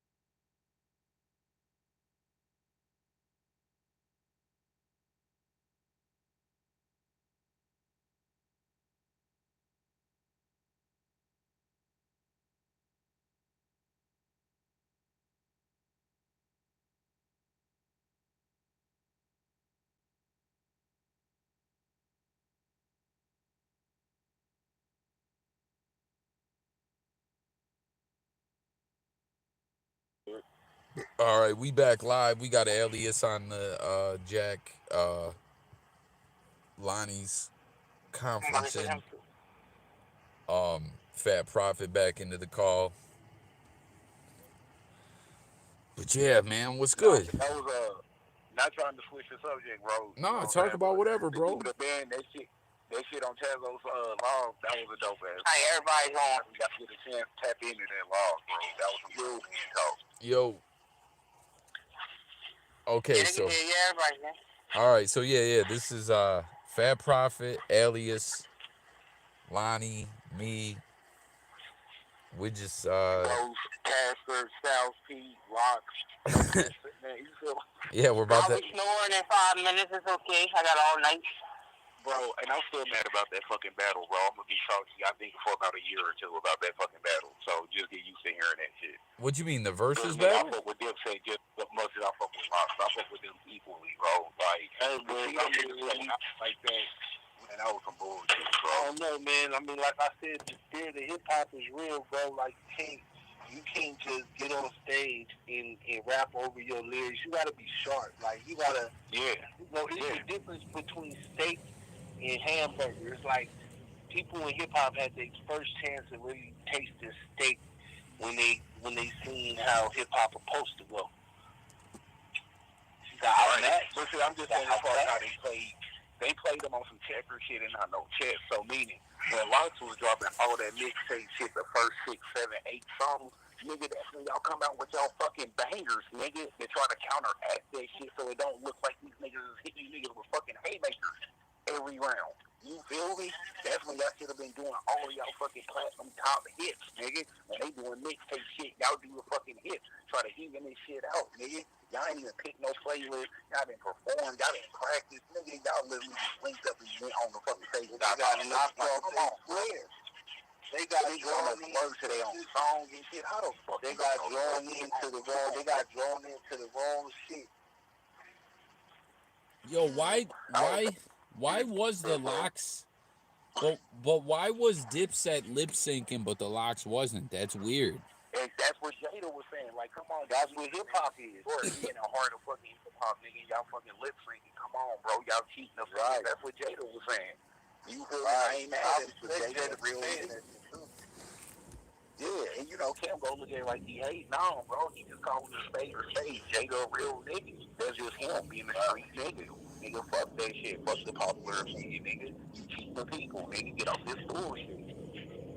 You got you up and act like fucking 13-year-old. Nigga, are you the fourth member of the Lox, nigga? You gonna stand there the whole time they rapping? What the fuck are you doing, nigga? Well, you lucky South Sea on some cool shit, cause that nigga would have knocked your fucking top off. Yeah, no, it was weird. I wonder why. Cause like for every verses, they always have the same DJ. Like both sides always have the same DJ. Nah, since they was groups, they got to pick their DJ. Say that again, bro.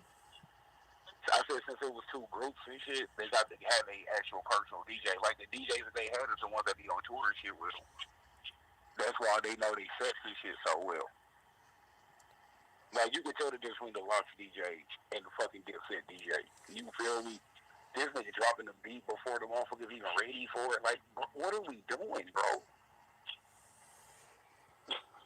That shit was a catastrophe, man. I was so disappointed in Dipset, man. Hey, but at the end of the day, though, it only could be them two that was really that animated. Like, niggas love them niggas, man. We love them for their theatrics. We love them for just being them. Like, they put on a real show. Like, that shit. It was interesting. Because, I mean, you know, it could have been a whole lot of things being that it's just New York. You know what I'm saying? Like, but they did it. They did it right, man. The shut the fuck up, the whole everything. They did that. They did that shit right. Like I was feeling that. It was just the raw energy of nigga.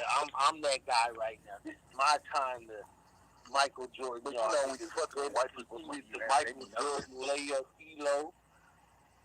Yeah, but you fucking with white people's money, so you know niggas was nervous. So when you got like they about to scrap and shit, you got 50 niggas, 30,000 niggas rushing the stage, niggas was already break this shit up, and it's getting thick out here, and we get nervous and start to sweat. You turn to red. On stage. Let me tell you something. When niggas start sitting there real hip hop, these auto-tune rappers shrink like goddamn clothes in a fucking hot wash. You can't compare. You get on stage with that mumbling shit, and the next thing you know, you got a real hip hop person coming behind you, bro. You gonna feel bad, bro. Or you gotta go after one. It's just I seen it happen. They just fold under pressure. Bro, that's me every day freestyling. That's me every day freestyling with niggas in the streets. That's how that like every other fucking rapper. You feel me? And they like, oh yeah, you cut different. I don't do music though, bro. It's just something I fuck with. Right. No, but that's being real though, man. I just didn't like all the little childish shit, man. Like that nigga's family should expect that shit. Well, like, bro, you doing too much. Calm your high ass down, nigga. Chill the fuck out, cuz. But they did that shit as good as the New York crew could have did it. Like, You know what I mean? Like, even though Cameron didn't get his shit off, they was just shook. Like, they got punched in the mouth. Like, Jada just was like, Jada just punched him in the mouth. He just dropped the mic and shit. Like, you can't even nigga get off on you like that. You know how many songs that these niggas didn't do? Like, what you drinking on? That's a platinum hit.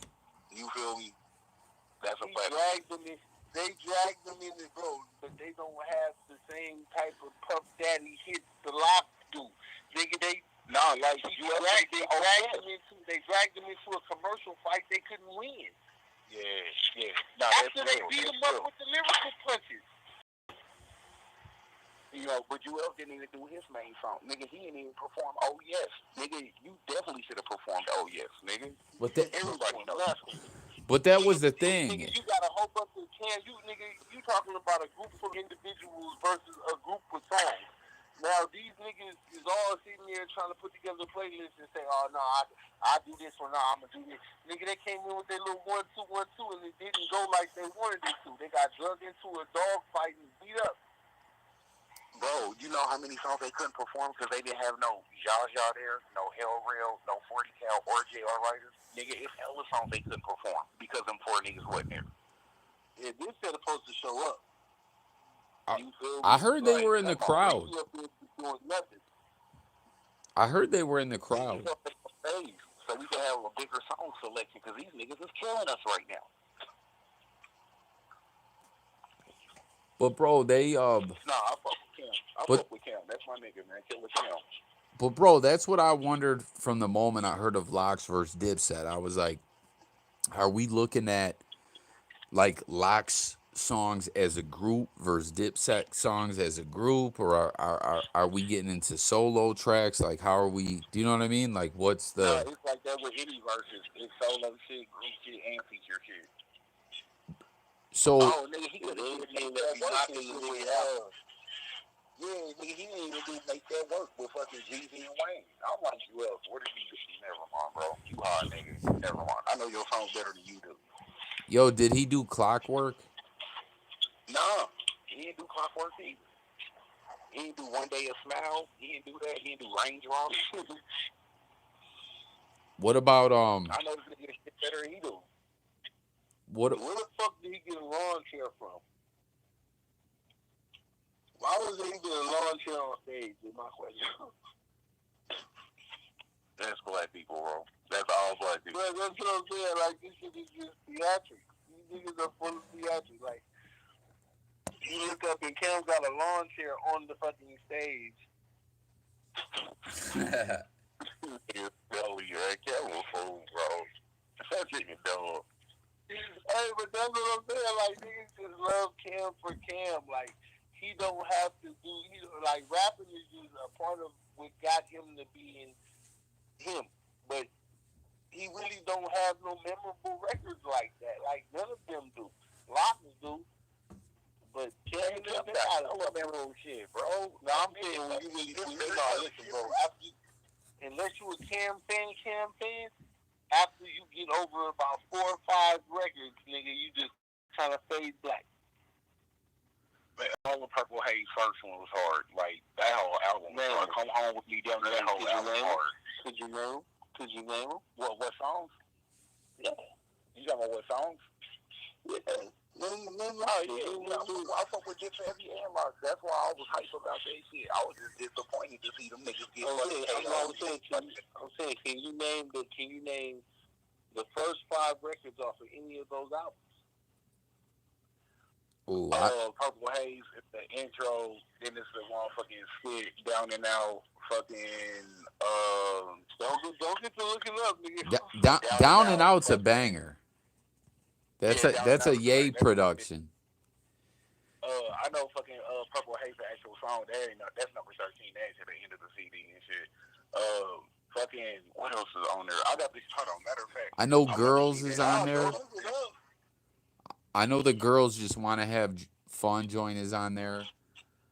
What else? Oh, that what was that one song? Get 'em Girls, Shoot the Dice and Holla, Get 'em Girls. Yeah, Get 'em Girls. And No, he actually did do that. He actually did perform Get 'Em Girl. He did? He actually did do it. Then Jewel should have did Clockwork and oh, he should have did Jewel's Dip Santana set. He could have did I Hate My Job. He could have did Take 'Em to Church. He could have did Family Talk. He could have did The Dope Man. He could have did More Reasons. He could have did Down and Out, Killer Cam, Get Down, Love of My Life, You Gotta Love It, War. Take 'Em to Church was a maestas. Hey, nigga, he did, Joel, I think he did do Murder. Yeah, he did do Murder. You know what I'm saying? They did comp music. They didn't do Bigger Picture. All right, they didn't he got the round for round. It says the round for round win. This is the Locks Dipset. Round 1, Locks plays Fuck You versus Dipset I'm Ready. Ooh, that's hard. I'm Ready's hard. Yeah, but that was the wrong. So round two was Nori featuring the Locks, Banned from TV versus Dipset Crunk Music. The winner was Dipset Crunk Music. Wow, I'm surprised because the band from TV, the way Jada and Styles were going back and forth, that's classic. I got that in my phone now. I got Crunk Music in my phone. All right. So round 3, DMX, the Locks. What's really good? Niggas just started something versus Cameron, Touch It or Not. Winner, Dipset, Touch It or Not. Yeah, that's a platinum hit. That's got Wayne on it. All right, round 4, Sheik Loops featuring J Hood, Jadakiss, Styles P, Mighty D Block. That's fire. Versus Jewel, Santana Town. Dipset. Yeah, that's oh yeah, that. Okay, so they did do the Santana Town, but that Mighty Dipset is the shit though. Where Jada said, "I know dudes that go to jail just to get their teeth fixed." That's my shit. Mighty D Block. So Mighty D Block versus Jewel Santana in round 4. The winner was the Locks. Oh, the Locks won that. Okay. The Locks won that one. All right, so round 5, Who Shot Ya versus Cameron Get 'Em Girls. Winner the Locks. He fucked that up. Yeah, he should have Winner was the Locks on that one. You can't come at that with that. Not near. All right, so round 6, Jay-Z featuring the Locks, Reservoir Dogs. Ooh, that's that shit. Versus Cameron 357. Winner, Dipset. Oh, that's from Confessions of Fire. Just yeah, niggas asleep on Confessions of Fire. And SDE. All right, so winner was Dipset in round 6. Round 7, Mace featuring the Locks versus Jim Jones. See, they were switching up. Jim Jones can't win shit. G's up, Harlenberg and money. Winner the Locks. What was the Locks song though? The Lock song was 24 Hours to Live. Oh yeah, that's fire. That was actually a Mace record. That was yeah, that's from Harlem World. DMX was on that one too. Yeah. All right, so round 8, chest to chest, Funk Flex freestyle versus Cameron featuring Master P, Body. Winner, the Locks, chest to chest. Man, Body my shit. I got that in my playlist. That's my shit. See, that's kind of wild. They were doing freestyles and shit. Round 9. They were doing mixtape shit, all of that shit. That's what I'm saying. They should have been doing, all right, when Jim Jones did his lead-off song, it should have been either Certified Gangsters or We Fought Hard. That should have been his lead-off song. All right, so round 9. The Locks, Dope Money versus Cameron, Jay-Z, Welcome to New York City. Winner, Dipset. Yeah, Welcome to New York City's got to take that one. He said, I write checks with the hand that don't write. I go on and on when I scramble on the mic. That shit was hard. All right, so you got round 10, Ja Rule featuring Fat Joe, Jadakiss, New York. Locked Up, Jim Jones. Oh, Akon Styles, Locked Up versus Jim Jones, Certified Gangster. Damn, they went deep on that one. Who got that one? The Locks. The Lock? New York. Yeah, that's a hard one to judge, though. Yeah, then Cameron did New York after that. All right, so you got round 11, Styles P versus Jim Jones, We Fly High, Ballin'. What was the Locks record? Winner was Dipset. We We Fly High.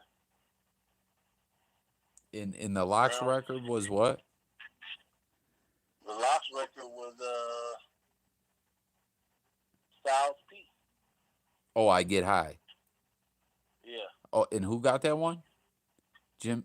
Jim Jones. Okay. Yeah, We Fly. That's what I'm saying. We Fly High. Go get that. Already know. So you know they was coming with this. Now they getting in the late rounds. So they coming with heavy hitters. Round 12, Puff Daddy, The Locks, Lil Kim, and Notorious, All About the Benjamins. Versus Diplomat, Dipset Anthem. Winner, Locks.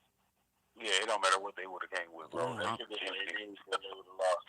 All right, so Locks, Wild Out versus Cameron, Killer Cam. Winner, The Locks. I'm surprised they're kind of. No, bro. If Cameron was gonna come with anything, that's what he should have did. Oh boy. All right, you got Sheik Luch featuring Styles P. Tisha Has Goodbye versus Jim Jones Salute 848. Winner, The Locks. Bro, why are they letting this nigga Jim Jones get so many fucking songs, bro? You got more hits. That's what I'm saying. Round 15, Felony Niggas vs. Cameron featuring Jules Santana, Oh Boy. Dipset, winner. Okay. Yeah, Oh Boy better win that. Earlier. Yeah. Okay, then now you're getting into the later rounds. Round 16, The Locks play Ride or Die Chick, Mariah Carey, J.Lo, Mary J. Blige. Summer with Miami, they be get post Dipset song. Winner, The Locks. You feel me? No, it's Knock Yourself Out versus Jim Jones and Trey Songz, Summer with Miami. Jim Jones can't win shit. He ain't win no platinum record. Only fucking platinum song he got is We Fly High and Certified Gangsters. That's on the real. That's a Max B song. Yeah, Knock Yourself Out one. Okay. All right, Styles P. Good Time, I Get High versus Jules Santana Murder. Winner, The Locks, Styles P. I Get High. That's surprising. I fuck with Murder. That's my song. Round 18, All the Love featuring Locks, Rough Riders, Anthem, DMX featuring Sheik Luch, Get At Me Dog, The Notorious Big featuring Locks, Last Day versus Cameron featuring Selena Johnson, Down and Out. Winner, The Locks.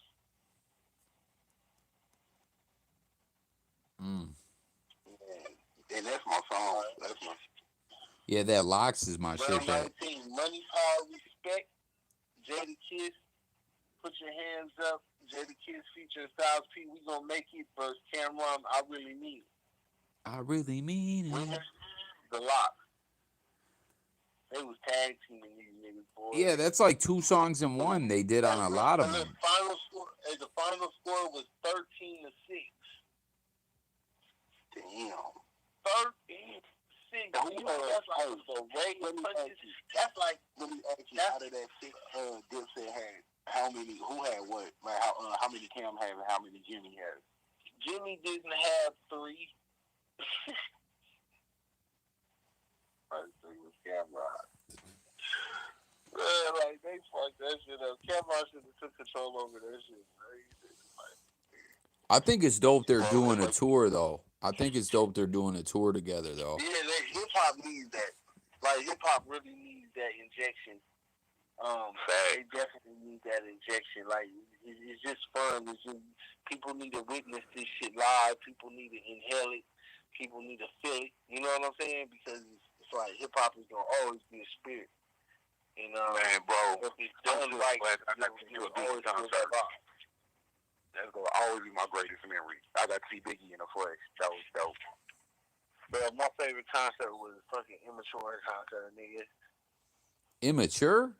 Like Marquise Houston? But yes, nigga, it was an Immature concert, bro. That shit was so fire, bro. Remember, he was Batman. Yeah, but that was before Batman. When they was first doing Immature, bro, I went to the Immature concert. I won tickets off the radio station when I was young. Oh, that's what's up. Remember, then they changed their name. Remember, they changed their name to IMX. Right. IMX. My brother and them had a singing group out at that time, back in the day, that was real popular, that was competing with them. And that shit was crazy. But yeah, I used to love one of them type of concerts, bro, because the females, bro, they let you do anything, bro, when you in the crowd, bro. Like, the females be so horny, nigga, watching their favorite singer. Like, nigga, I'm showing to a Prince concert. Now, what Prince was still performing. Yo, what's y'all's favorite Prince song? I like the Raspberry Beret. Raspberry Beret is my shit. Or what's the Corvette joint? What's the Corvette song? Oh, Little Rain Corvette. Yeah, that shit is a banger. She dated my ex-girlfriend when I was real young. I had a girlfriend. Her name was Misty Copeland. She like the first ballet singer. The fucking first ballet dancer of the fucking African American world. Like, she was, when we was growing up, we was real young. I was probably like 12. She was like 9. I used to chill with the brothers and stuff, but she was out of crush on me because my brother was popping. But now she's just so famous, I just can't do nothing but call her mom and say, I'm still stalking y'all. No, I'm just fucking wrong. Yo, was Prince was from like Minnesota or some shit, wasn't he?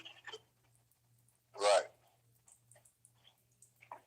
Nigga, I still want to be Justin Timberlake's ass. If I was free that nigga, just know, nigga, I'm putting hands on that nigga for singing anything that was Prince song. He told you don't do that shit. Yeah, Justin Timberlake was so loved in like the soul world, the black community, and then he got that pass revoked big time. Yeah, because that nigga came with that fucking Duck Dynasty ass motherfucking cover, nigga, looking like a fucking syrup and shit. You feel me? Like, come on, you lumberjack head ass nigga. Now, woman, you want to be hood, now you want to be a hunter. Nigga, you better pick a lane, nigga. You talking about the man in the woods? Yeah, you got it like this. White man in the woods is really what he wanted to say. White man in the woods. you gotta understand how politics works. Is like a person is a product. You become a product of whoever puts the money behind you. You know what I'm saying? So, nigga, if I tell you to put on this dress, nigga, put on this motherfucking dress and shut your ass up if you want this next paycheck. Yo, what about Robin Thicke though when he sued Marvin Gaye's estate? Robin Thicke was really over in the black community too. Remember, he had Pharrell co-signing him. Every artist starts in the black community, just like every black artist starts. Like, it's the testing ground. It's like, okay, if the niggas like him, then maybe he can sell. He can sell because the niggas buy everything. Niggas, that's who they sell everything to. Let's be honest. Yeah, that's because we the biggest consumer in this fucking country. Right. But we get treated like shit. No, it's not that, because some of us have a good life, you know what I'm saying? But you gotta know what it is. It's like, this is the thing. It's like, does everyone want to be a rebel? No. Niggas is scared to catch a bullet. You know motherfuckers are scared to catch a bullet. So nobody wants to stand up and be the martyr. Nobody's going to stand up and be like, yeah, we're going to get this shit together and take it back from the gangbangers and make sure that all the kids are straight and we're actually doing man shit versus boy shit or poisonous shit. Like, it doesn't have a place. You can't have clean and dirty water in the same sink. It's no possible way. So either you're trying to clean up shit or you're fucking shit up. No, that's real. You either a part of the problem or you're a part of the solution. Right. And there's no way around it. It's like we wind up stuck in that situation right there. And that's where it's at. It's like you go to Cali, the energy that they feed and they got everybody on, it's like cancerous wires, power wires.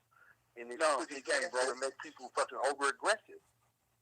Yeah, what you saying is the same shit we were just talking about on Tazo's Law earlier, bro. Talking about how the black community, nigga, mental health, mental illness, nigga, shit like that. And when you got that weird ass uncle in the family that can't come to none of the functions, they put that shit up under the rug. That shit is non-existent in the black community. We don't talk about that kind of shit. You feel me? But we quick to put everybody else on blast. But nigga, you ain't talking about your own uncle out here touching girls. You feel me? Right. Shit like that, right? Well, Hassan Campbell started exposing some of that, didn't he? Man, Hassan Campbell is a weirdo. Hassan Campbell just needs to sit the fuck down and go somewhere because it's like I know real people when I look at you. I can read you, like I can look through you, like I can actually put my soul in your body and see everything you thought just by looking at your face. And when I look at this motherfucker's face, this nigga used his fucking shit that he went to. It just tells me the whole story, bro. You're a dick sucker, bro. Like, that's what it is. Like, you're a dick sucker. You've been doing tampering things, and you know it. Like, there's no way you can hide it, because once your manhood been taken, you never can look the same. Like, it doesn't resonate the same. But see, I can help that again. So he got taken on family shit, being a kid. You know what I'm saying? No, he wasn't a kid then. He wasn't a kid then. No, the first time it happened, he was a gay 12-year-old. It was. But he don't even speak on that. He don't speak on that. He'll talk about Africans and water, but he won't talk about his own family members that first kid that shit. Right.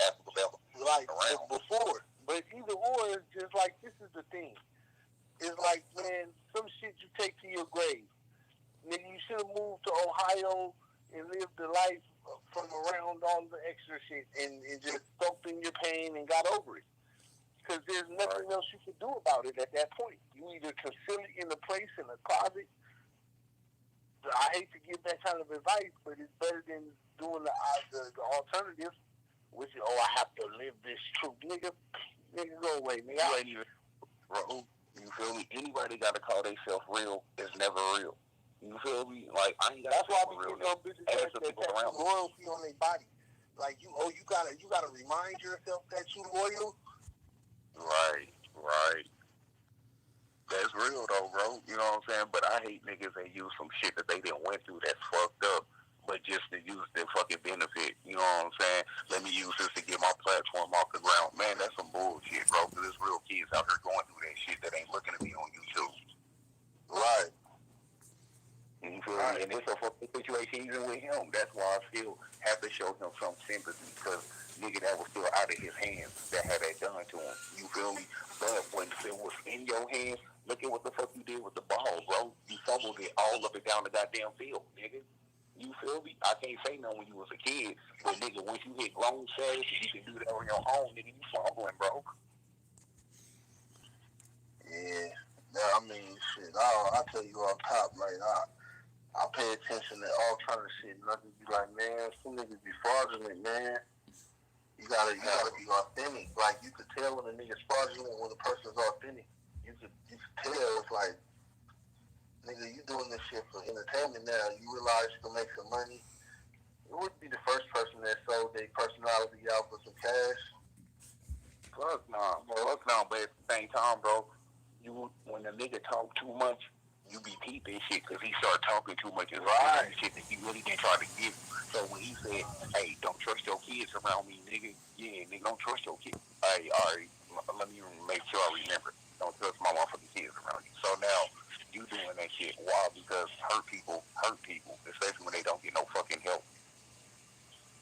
Man, hurt people do all kind of crazy shit. That's why in this world, you judge a person by the shit they do and the shit your intuition say they do. And that's all you can do. You know what I'm saying? Right. Like, if your intuition say, this is a punk motherfucker right here, or this is a person that can cause me some kind of mental stress, or everybody knows that type of female, bruh. Everybody comes across them like you might be fucking them or fucking with them, but you could tell they have that bitch in them, meaning if shit don't go right with y'all, they gonna do shit a lot different. Oh yeah, they gonna jump ship. Yeah, they gonna do everything different. Like everything you thought, like they gonna do it all the way different. Trust me, nigga, I know, nigga, my baby mama, nigga, most niggas baby mama, but that's the thing. It's like women literally kidnap children. Like that's what they do to Black African American fathers. Like they take our children, and we have no say about it. Not in the real way, because we don't have enough money to fight for that. Bro, I'm going through this shit right now, bro. My daughter about to be 13 next month. I've been kept from her for 7 years of her fucking life. Right. Other than 2 years. Of course. You feel me? But he got on this. This is a fucking shit. Me and her mom still legally married, my nigga. You feel me? It ain't no custody order. It ain't no child support, no nothing. You feel me? Because we're still legally married. She in a whole other relationship. I ain't sure. I'm gonna ask you a question. I'm gonna ask you a question. What's good? You know, you do understand, nigga. That's not a plus for you to be married to her because she the one that would make a decision if they got to put a plug on her. She can't keep me from my daughter. Like, no. I'm saying, no. What I'm saying is, No, you talking about you end up on life support. Knock on wood, right? She has rights that nobody else will have rights to, and this motherfucker has to have your best interest. If they have those kind of powers, you know what I'm saying? Like when if you go and the money go to anywhere, in life insurance, any of that nigga's going to hurt. She gonna be the one in charge of all of that. You know what I'm saying? So you have to be careful with that shit too, because the motherfucker will wait till a nigga die and just boy take everything. Bro, I could care less. You feel me? Like money don't mean shit. That shit go come and go. You know what I'm saying? The memories I got my daughter go. But you want to make sure there's a proper steward to your money for your children. Oh yeah, most definitely. You always, you know what I'm saying, want to look out for, you know what I'm saying, your right. But when only one person got control, right? But when one person gets control of the funds because they're legally your spouse, nigga, there ain't no fun with that. Because the motherfucker take all your insurance money, go spend it with this nigga, and not even buy a house for the kids, nigga. I done seen it happen twice. But P game on this, I got nigga like me. I ain't no petty nigga, bro. I could care less about no female. You feel me? It's about my daughter. That's all I give a fuck about. But I got niggas. Oh man, she with a nigga, man. You need to sue her for that, nigga. Like, yeah, I could do that, nigga. Get mad alimony, but I don't want her money, bro. You feel me? That's what she glorify the most. Keep your bread, bro. You feel me? All money ain't good money, my nigga. You can keep that better than me. I'm fuck, nigga. I'm coming after you and your husband, nigga. I'm like, yeah, get married again. Baby, don't worry about it. Nigga, I'm gonna get your ass on polygamy. I'm gonna get your ass on all kind of shit. Yeah, we gonna see you in court. Life has changed, bitch. I ain't no gangster no more. I'm a businessman. You going to jail, bitch. Yeah, like I could really play her fucking 911 police game, and she be trying to play every time she come over tripping and shit, want to argue, put her hands on the nigga, then want to go to the car and talk to police. But that be the violence, bro. Listen, women are untouchable. That's why I say it's a losing battle. In this life right now, it's almost like they done made us verse each other, bro. Like if a female got her shit up, she not checking for you. She not about to give you no money. Yeah, see, it ain't about the money. To me, it's about the fact that if anything ever happens to you, you can't speak up. You make the decision if they put a cut the cord or not. No, bro, you gotta look at it. You gotta look at it like this. I always look at it like this, and I hate. I don't know why I have this type of mindset, but I do. I feel like I think women love money a lot. You know what I'm saying? And I feel like if she loves money so much, and if she gives me her money, then she loves me. That's a fact. Most females won't give up the bread. Most females eat the pussy before they show you their credit score. Hell yeah. Then nigga, they'll cash you to hell if you ask for their credit score. But they'll give you some pussy though. Well, they ain't gotta go in their pocket for the pussy. Nah, that's real though. That's real. You feel me?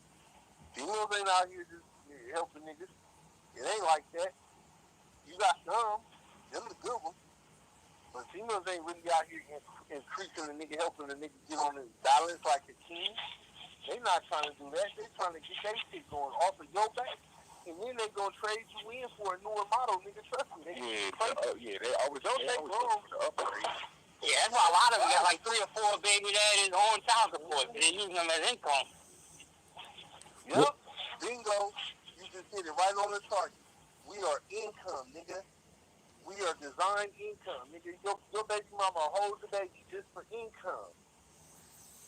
Yo, what is I'm just glad I ain't got to deal with that situation. Thank God, bro. Because I was choking her ass on that shit. Yeah, me too. Like I made sure my baby mama knew I was crazy. That you better know I'm crazy. I made sure they understood at least that part. I'm crazy enough that if you go after my money, we gonna have trouble. Yo, what is Sergeant Black Cat talking about where he's saying, speaking of life insurance, whatever happened to Princess Assist, who got that he didn't have a will or life insurance? Who? I'm confused by what is he? Do you know? Does anyone know what that means? Who? It says, hold on. It says, hey, speaking of life insurance, whatever happened to Princess Assist? Who got that? He didn't have a will or life insurance. Oh, Prince, you're saying? Oh, Prince. Yeah, it's Prince. Come the singer. Um, I don't know. Who? His sister got it. Who? No, he was saying who got his assets, not his. Yeah, who got all his assets? His sister. Oh, okay. That's probably what he wanted. You think? No. Fuck no, man. Prince was. He hated her. Yeah, he ain't fuck with nobody, bro. He wasn't fucking with her. Yo, did Prince? Did you guys ever hear the whole theory that Prince had the HIV? You said that Prince what? That Prince had. You never heard that? You don't put it on. There was a theory that he had HIV and that late in his life he became some kind of like religion that didn't believe, because they were saying that there were like reports that he was getting some kind of yeah, and that he couldn't get like certain medical treatments anymore or something like that. He can't take blood. Okay. Oh, so he was probably getting blood transfusions.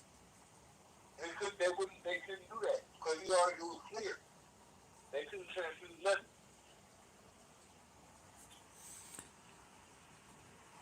Yeah, because he contaminated. How exactly did Prince die? Drug overdose? Was it? No, was it? Yeah. Prince? Nigga, anytime you die, hey, bro, they killed that nigga in the elevator, bro. Hey, I believe it could have been anything, but. Bro, how many people are dying of drug overdoses? Man, Mac Miller, every time somebody, nigga, Juice World, every time somebody dies over a fucking OD, bro, everybody ain't ODing, my nigga. Juice World, but we would never know. Exactly. You want to do the jail time, bro. No, I know, bro, you're rich. Go to jail, bail out, hire a lawyer, bail out. Hey, look, he had that same look on his face as Drakeo. That's wild you say that. Yeah, he probably was like, oh, fuck. He was probably sitting in the plane looking out the window like, fuck. Is it? They say Prince got a fentanyl. Remember who got this nigga on pills and lean? The same nigga he got a whole album with. That nigga Future. You feel me? So, he really did an OD or some other. Hey, look, the same way that they sat here and waited on the niggas from the time they got that text to the time they landed, is the same way they got that other nigga right now. No, I feel you, bro. It was already they already knew who they were stopping. They was waiting on the car.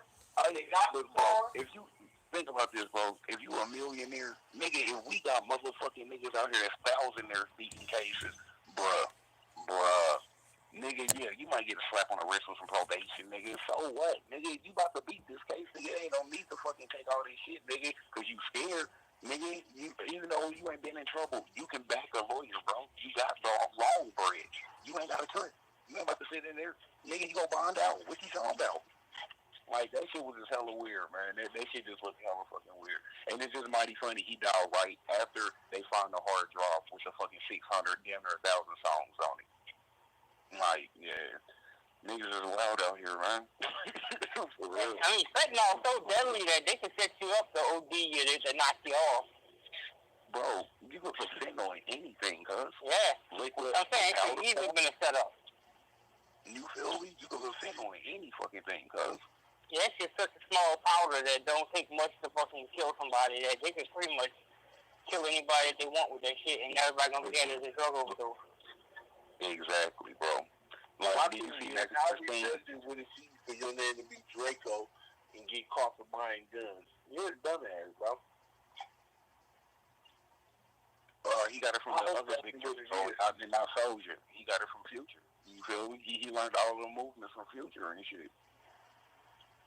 So that's what I'm saying, nigga. Future, nigga, he was grooming that nigga put it like this: Future was that nigga's handler. Future was that nigga Juice WRLD's handler, bro. He was baby fucking Future.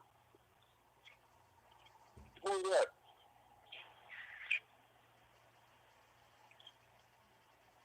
Who baby Future? Oh, Juice and shit. That nigga, like, basically Future groomed that nigga. You know what I'm saying? Future was grooming that nigga. Like, everything Future did, Juice did. You feel me? Fucking same shit, dress the same way, act the same way. Like, it's just hella weird. You feel me? Like, that nigga was in his handler, bro. Everything he did, he got from that nigga. Fucking with pills and all of that shit like that.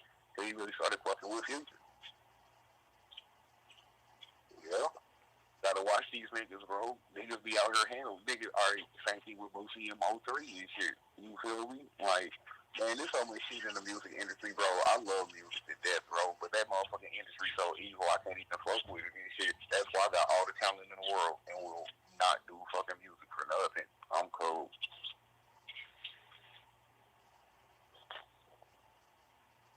Cause they gonna be like, go through this door and I'm gonna have to kill everybody. You know, like, why this nigga just mass murdering artists and shit? Y'all don't understand, man. Y'all call me, man. I don't want to have no problems. I know you got hitters out here in these streets. Call me.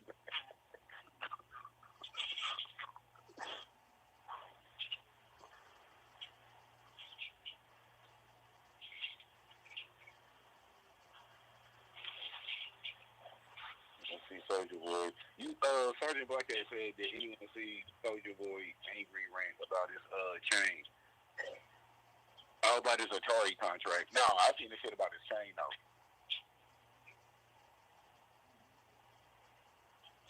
Hey, that nigga Soulja Boy is genius, bro. Hey, you know how to make money.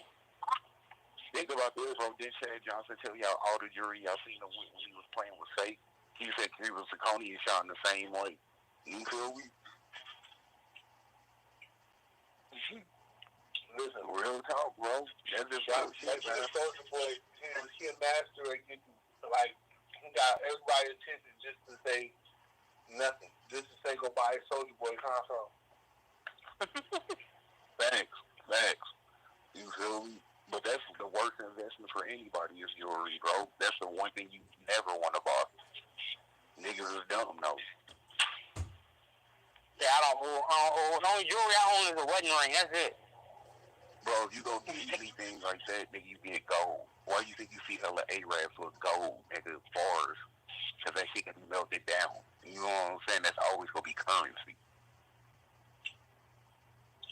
Yeah, no one never really understood why people wore gold, but Exactly. remember when hip hop got all the rappers to trade their platinum for gold? I mean, they gold for platinum. Yep. Right. You know what I'm saying? Like, that's always going to be a currency. Remember the gold rush in fucking 1900s and shit? Gold always been a currency. Before it was $1, it was gold. I just need Bitcoin to keep on going, bro. Man, y'all niggas be careful with Bitcoin shit, too. Now, the nigga who own that shit, dog, bro, be careful with that shit. Man, bro, I ain't worried about nothing. There's no one talking about with Bitcoin. I'm going to tell you something that I know for sure. People build infrastructures around shit that's going to do shit. So watch this. All you got to do is look around you and see what the purpose is. And once you realize what the purpose is, you be like, okay, I just need a stash here. Just in case. But everything you stash in the Bitcoin can still be traced and shit. That's the whole point. Don't worry about it being traced. You ain't doing nothing illegitimate. You just Oh yeah, not yet.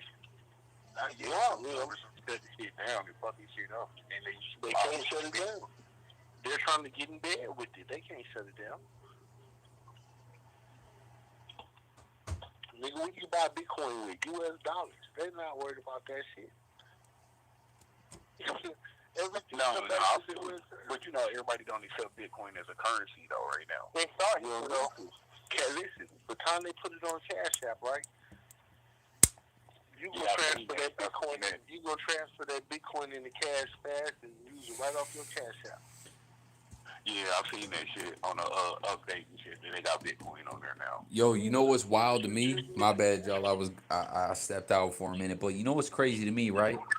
this whole NFT thing to me, it seemed wild fugazi to me. Like, yo, there's no way this is gonna last. But this NFT shit is like really shaking and moving. Yeah, I don't get that shit either. It's like, I mean, this is what it is. It's copyright.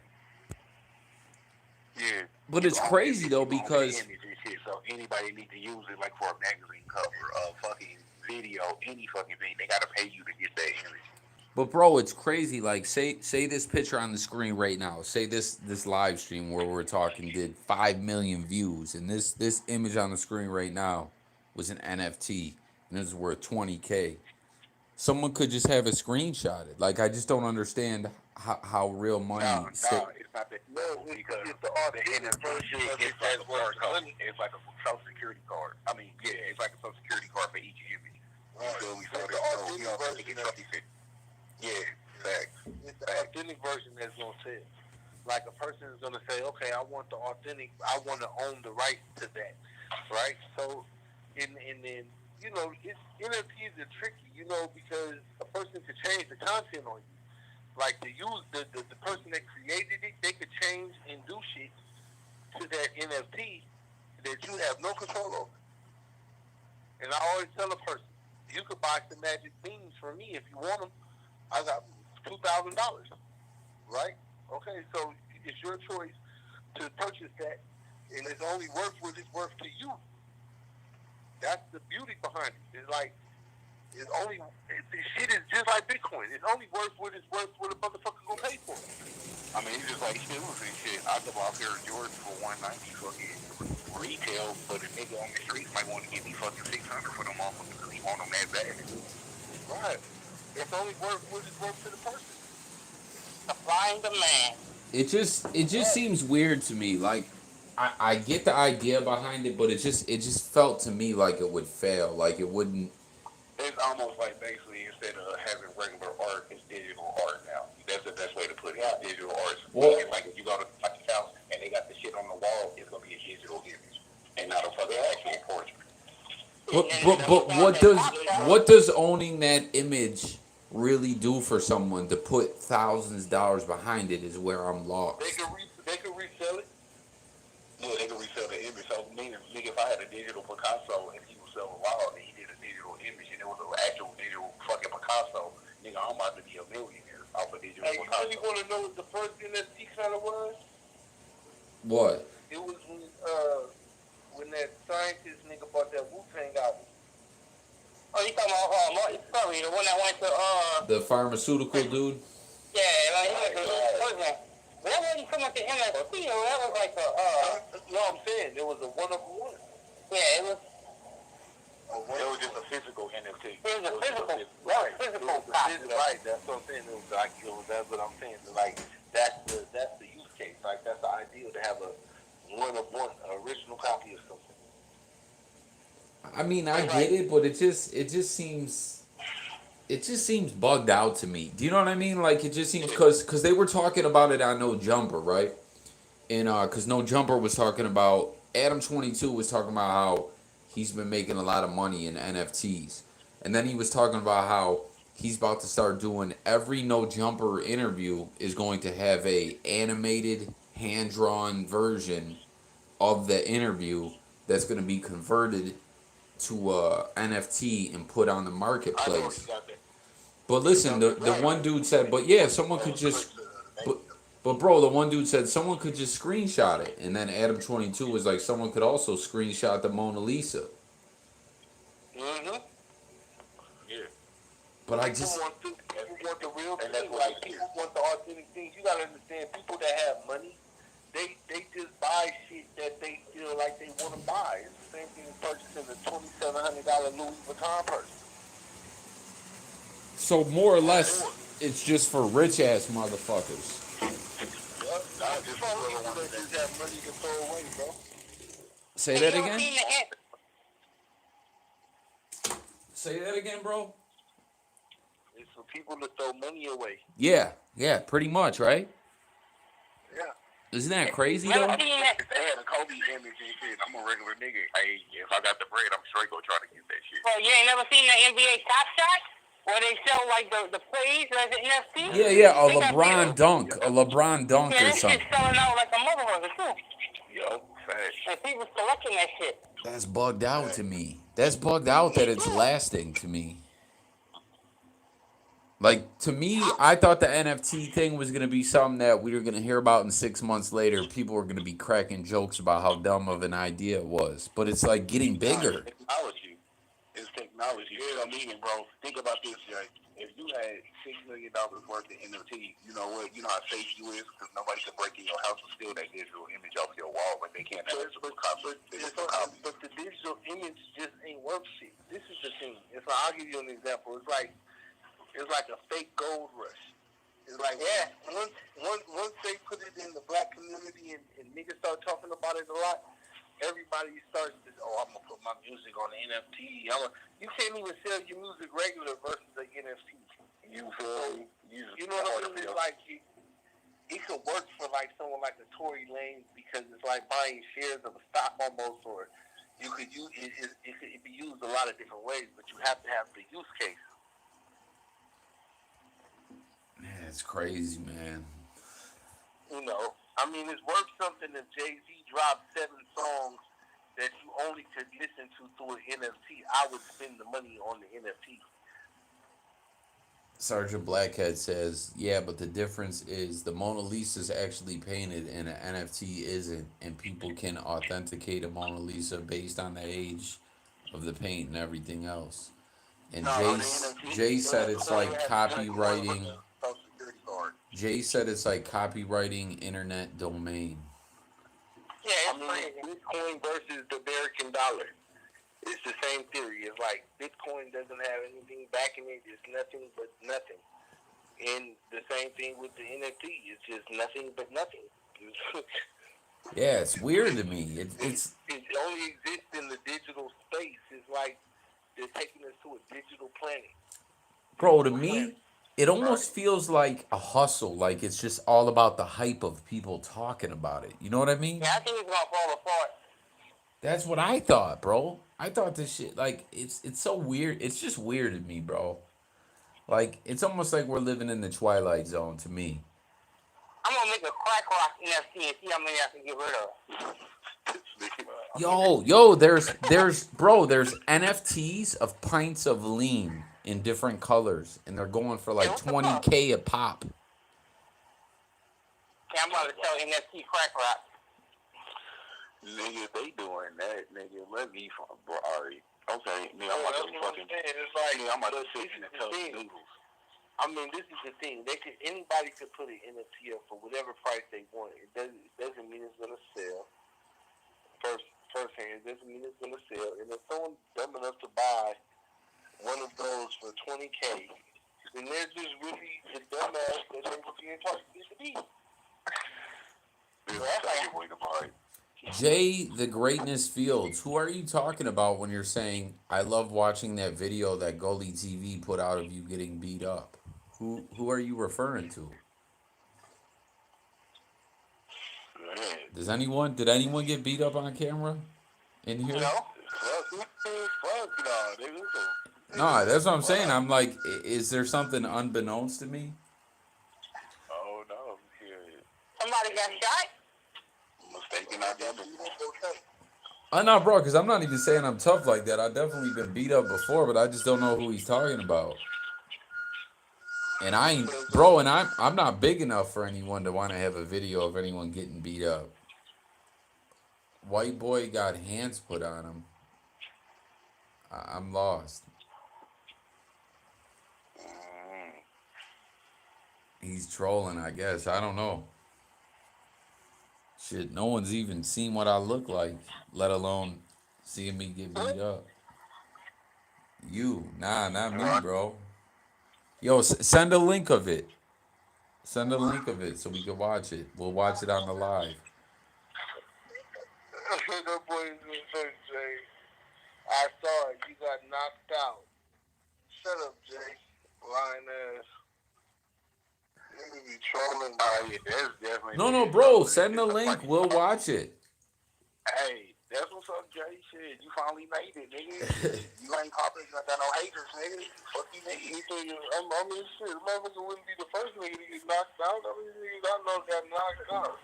You get hit with that punch, you gonna get knocked out. Oh, now he says, my bad, bro. Wrong person. Oh, my bad. Yeah, bad. No, I was going to say, bro, out here. I've been knocked out once. I've been beat. I mean, I talk about it on the channel. I was never a big tough guy. I've fought a lot though. I'm like a 500 guy, like an 8-8 NFL season. But now there's 17 weeks, so you can't be 8-8 no more. But I won about as many as I lost. But I've been knocked out. I definitely been knocked out before, but this was back in like '05. People didn't, you know what I mean? This was when if you had the Nextel chirp, you were the shit. There was no videos. Hey, I'm about to say shit. Send a video of me getting knocked out too for real. Watch that motherfucker too. Man, you feel me? I was at the video that I got beat up by a dude in the 7th grade. I'll never forget it. I used to throw paper balls at the back of his head. I used to talk shit. I used to torture him. I was the fucking bully in class. I used to shit up like a Dragon Ball Z character, nigga. Hey, look, his name was Hector Chavez. So I used to fuck with him every day. One day he turned around and said, "I'm gonna beat your ass today, home." So I'm pumping that shit up at lunch. I'm telling everybody, I'm whooping his ass at school. Nigga, we done pumped everything up. Everybody ready. So after school, the bell ring and shit, everybody headed right to the front, nigga, to watch the fight and shit. I go out there, nigga, I line Hector up, nigga. Hector hit me about 1,000 times, bro. I couldn't even get a punch off. He punched me in places man, he punched me in places I ain't never been punched before, bro. Like, I tried to grab him, got me in a headlock, nigga, like, it was bad, bro. Bro, he was named after a boxer. He was named after a boxer. Look, this nigga went home, he's like, he whooped my ass like he got permission to whoop my ass. You know how, like, a nigga go home, and they ask their parents, like, I really want to do that, daddy. They like, go ahead. I don't want to get in trouble. Man, that nigga came with the barrage of punches, bro. He hit me so many times, bro. Like, I'd never forget that shit, bro. Me and Hector was cool after that, but nigga, that nigga whooped my ass. Only punch I got when the principal grabbed him off me, I punched his ass in the nose. That was the only punch I got the whole fight. Yeah, yo, I've been knocked out a couple times where I was still standing though, like where you're fighting someone and they're just getting you and you're dazed. But no, like I've been knocked out like once, like cold sleeping, but it was off a straight sucker punch. But I've knocked a few people off out like that too with sucker punches though. Oh, you heard something funny? you know how I look at shit, Jay. Nigga, I caught a sucker punch and nigga just knew I was going down, nigga. And I just turned. It was one of them. And you look at the nigga like, oh damn. Oh damn. Yeah, I did that to this dude named Baltimore and Malcolm. You can look him up. That was like in 7th grade, and then like 3 or 4 years after high school, he went on Canal Street in New Orleans and let like a Glock 30 off and killed like 3 people. Damn. Yeah, that escalated quickly. Yeah.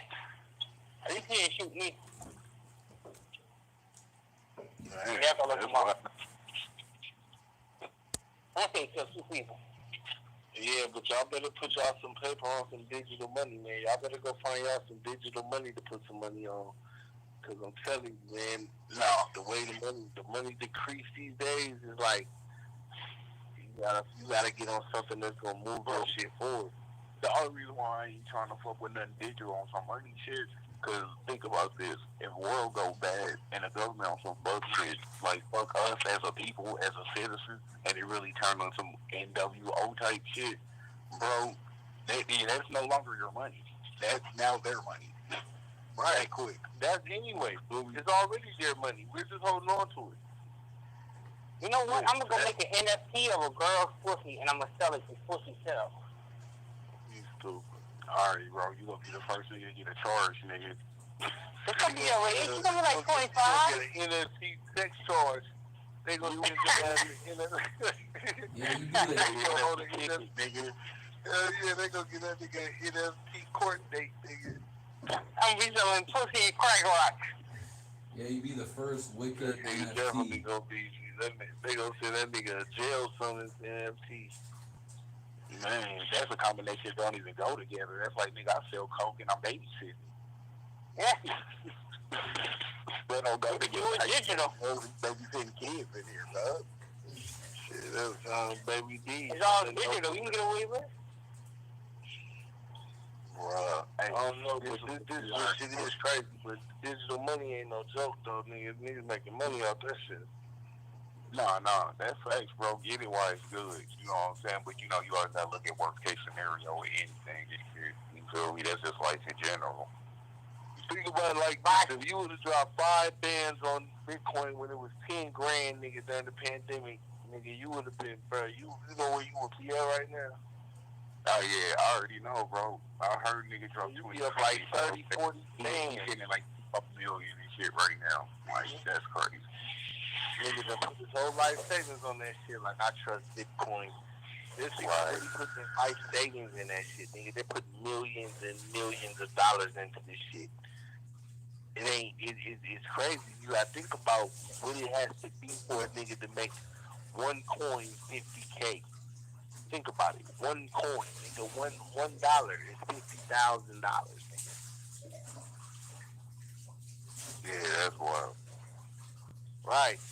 But they got other coins out there, nigga, that you don't know what it might do. That's why you just be betting on that shit. Like, nigga, if I'm gonna throw money away on anything, I'm gonna just put it in the digital space. Like, here, fuck it, like a piggy bank. No, like me, man, like what I be doing this shit, when I get paid, I take all my shit and put it in cash and shit.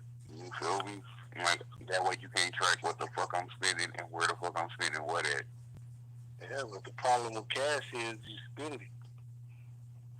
Oh, yeah, but I'm just saying as far as being traced, shit like that. Because please believe, nigga, they listen to our conversations and shit. You think they're not looking at our fucking finances? Bro, my nigga, listen, we're so Americanized, we're so out of tune with it, we're so silver spoon in the mouth. But if we had to, but they're gonna get us, bro. Like, it ain't no running. You might as well just go ahead and go, because they're coming for, nigga, they're gonna get you, bro. If they want you, they're gonna get you. Oh, facts. You feel me? Ain't no way around that. Ain't no way around it. There's zero ways around it. If they want you, they gonna get you. You can't. We not built to survive in the forest, nigga. We go 1 week in the forest, we'll be like, come get us. Bro, we was going through COVID. Niggas was killing themselves because they couldn't go outside. Like, damn, cuz you got a balcony, nigga. What you mean? Right. Damn. That shit didn't affect gamers. That shit didn't affect niggas that do certain shit already a certain way. Damn, Only me affect at all. niggas that have to be outside. Right. Nigga, I'm an introvert that fucking chill with this daughter and work 2 jobs. I ain't tripping. I'm going outside. Fuck outside. I don't even like people. I like my team. Right. You know what I'm saying? Like, some people could do it in isolation, some people can't. Some people isolate themselves. There's a lot of hermits, nigga. Man, that's me every day. I don't fuck with nobody. Ain't no way. That's because niggas is weird out here. Niggas is weird out here, bro. You don't know who you inviting your home into. Nigga might be a weirdo or anything, bro. You feel me? And it's sad, but it's really like that nowadays, right? Everybody's suspect. Yeah, bro. We living in different times, bro. It's a whole different era. This shit is not the same. Well, Bro, big game on this. Let me ask y'all about this. Let me ask y'all a question. This for the panel.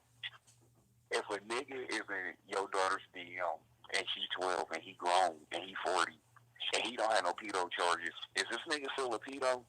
What's y'all answer to that? I already told you, yeah. Thank you. We had a nigga on Tango shit say because Lester don't have no charges, he's not a pedo. Even though he's hanging out and kicking it with you.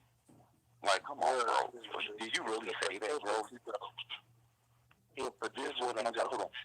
He was like, man, what you mean? I'm like, bro, P-Gang, just because this is the one he got caught up with, bro, he been having that track record. This is just the one he got caught up with.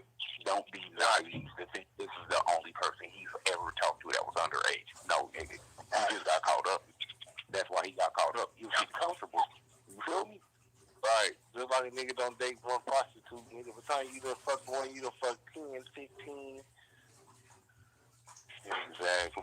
And like Charlamagne the lesser charge fucking put somebody's drink and he sniffing J-Lo seat though. You feel me? If a pedo's doing pedo shit and just ain't got clear, he's still a fucking pedo. Right, exactly, bro. This nigga's arguing with her. I'm like, no, man, he ain't no pedo. He ain't got no choice. Man, come on, man, what was he talking to her about? It don't fucking matter, nigga. He's 40 and a fucking 12-year-old.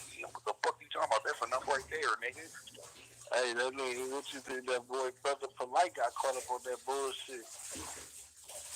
Who? Exactly, bro. It got comfortable, bro. Man, look, put it like this, man. And you can tell when the nigga, look, when the nigga ain't got no, bro, when you shave all your facial hair, bro, when you ain't got no facial hair, I don't really trust you that much. Like, you trying to look young and hip for these young hoes, nigga. I know you fucking little fit trying to fuck 15-year-olds. Trying to look young and hip and shit, nigga, old ass pedophile. Man, still trying to be 25 and shit with a throwback. Man, you ain't got no facial hair, bro. I don't give a fuck. Nigga, ain't no nigga that shouldn't have no facial hair, bro. Not unless you the police, because they always fuck. Nah, I mean, they just tell me that you be trying to eat young girls' box and don't want your facial hair on their coochie. Where you pervert, he don't want no DNA. He don't want no DNA left. That's all right, they did. Right. He shaved his whole body clean. This nigga like a rubber man. He a dolphin now. Yeah, bro. This nigga's a whole dolphin, bro. Like, anytime a nigga shave all his hair, facial hair, bald head, nigga, yeah, you don't want no DNA samples. You over there shaking like a dice game, nigga. They about to come lock your ass up. Hey, look, that nigga getting exactly what he deserved, just like the rest of these niggas. Fuck that shit. For real. Niggas got all this niggas got all this money, all this life and shit, they doing weird shit. You feel me? You got all this motherfucking bread, could be fucking with any bitch you want to. Even if you gotta pay for it. So what? She's of age, nigga. You could pay for that even if you want to. I wouldn't have wanted it. I wouldn't do it. But bro, it's a perversion. They want a young bitch, bro. Like, they want a young bitch. They got they whole thing is having a young bitch. You know what it is, bro? It ain't the physical. You feel me? That's the fucked up part. And y'all think they don't fuck with kids for the physical. They fuck with them because they can mentally manipulate them. If it don't even be that, it's because younger, like, if you pay attention, like, niggas that don't want to feel gay, they'll fuck a young bitch that ain't fully developed. So it's like fucking a boy. They try to ain't no fuck them and do all that weird shit. It's the same thing. Like, that's why they get the girls super young, undeveloped ass bodies and shit. You know what I'm saying? They be feeling like they fucking a little boy without fucking a little boy. That's the kind of shit they be on, bro. They shit on low key. Right. Now I'm already knowing, Phil. I'm already knowing my nigga. Like, the nigga that was at my daughter's game, somebody nigga whose house I had spent the night at, nigga, and stay all the way in Cali and shit. You feel me? Went to a sneaker con with this nigga and everything. You feel me? That's what I be saying. Oh yeah, see though. You know what I'm saying? Yeah, and hold up, this right here. Here go the kicker, bro. You know how you talking about niggas ain't got facial hair? Check mark on that. You feel me? One of them niggas. And you feel me? And he bald. He one of them niggas. And then for the big kicker, here go to top it off right here. Why he act like a kid? Everything's a jealousy, hella funny, hella good. No, bro. You a grown ass man and still act like you're 12. No, why is that? Why do you have a kid's personality? Because you like kids, so you can adapt to them. You could be in kids' DM and talk to them. Exactly. Get the fuck out of here. You feel me? Sicko, bro. Exactly, you know what I'm saying? But I had a whole secret community on YouTube mad at me, like, man, why you put that shit on IG, man? Why you should have just kept that? Nah, nigga, because I'm saving somebody else's kid mistake where the fuck this nigga's from. My daughter. Them people showing their true colors. Cut them off. Exactly. That's why I stopped fucking with everybody in the sleeper community, nigga. Like, man, I don't want to do shoes no more. You niggas will sell your soul to get some fucking shoes for retail, my nigga. Are you serious, nigga? Oh, but when it's your kids, we supposed to care, right? So, nigga, since it's fuck my daughter, nigga, fuck all you bitch ass niggas. I guess I just love my daughter more than y'all love y'all kids. Oh, man, you taking a personal shot. Nigga, the shoe fit, lace that bitch up, and I hope it ain't a fake cliff. Yeah, that's a wild right there. I don't know how. Nigga, bro, I told that nigga, bro, I would have killed the nigga. I can't see that nigga. That's why I don't even go to sneaker cons no more. Because if that nigga there, somebody's dying, bro. On me. You feel me? So, yeah. Just so I can still be in my daughter's life, we just gonna alleviate the whole wild new shoes no more. You feel me? Just real talk, bro. And niggas will sell their souls some fucking shoes, nigga. But if that was your kid, oh, man, I ain't fucking with these niggas. That's what problem with black people. Y'all want to sweep shit under the rug. No, air these bitch ass niggas out, nigga.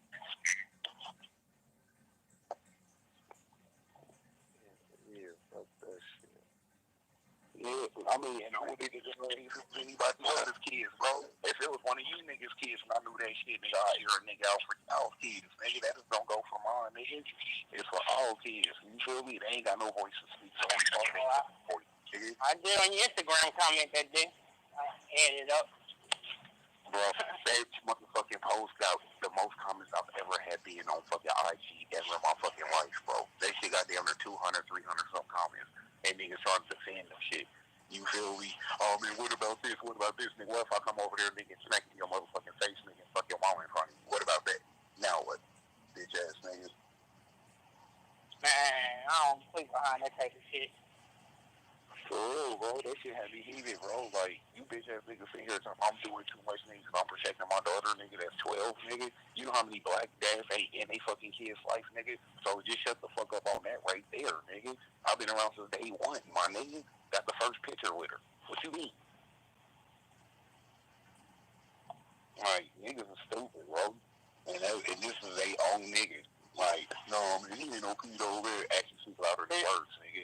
Yeah, all mad about what you got fake shoes. That was some stupid shit. Bro, you feel me? Y'all worry about fake shoes, but y'all keep me with pedos. This is crazy out here. This is crazy. We accept the pedo, but we don't accept fake shoes. Y'all niggas is fucked up out here.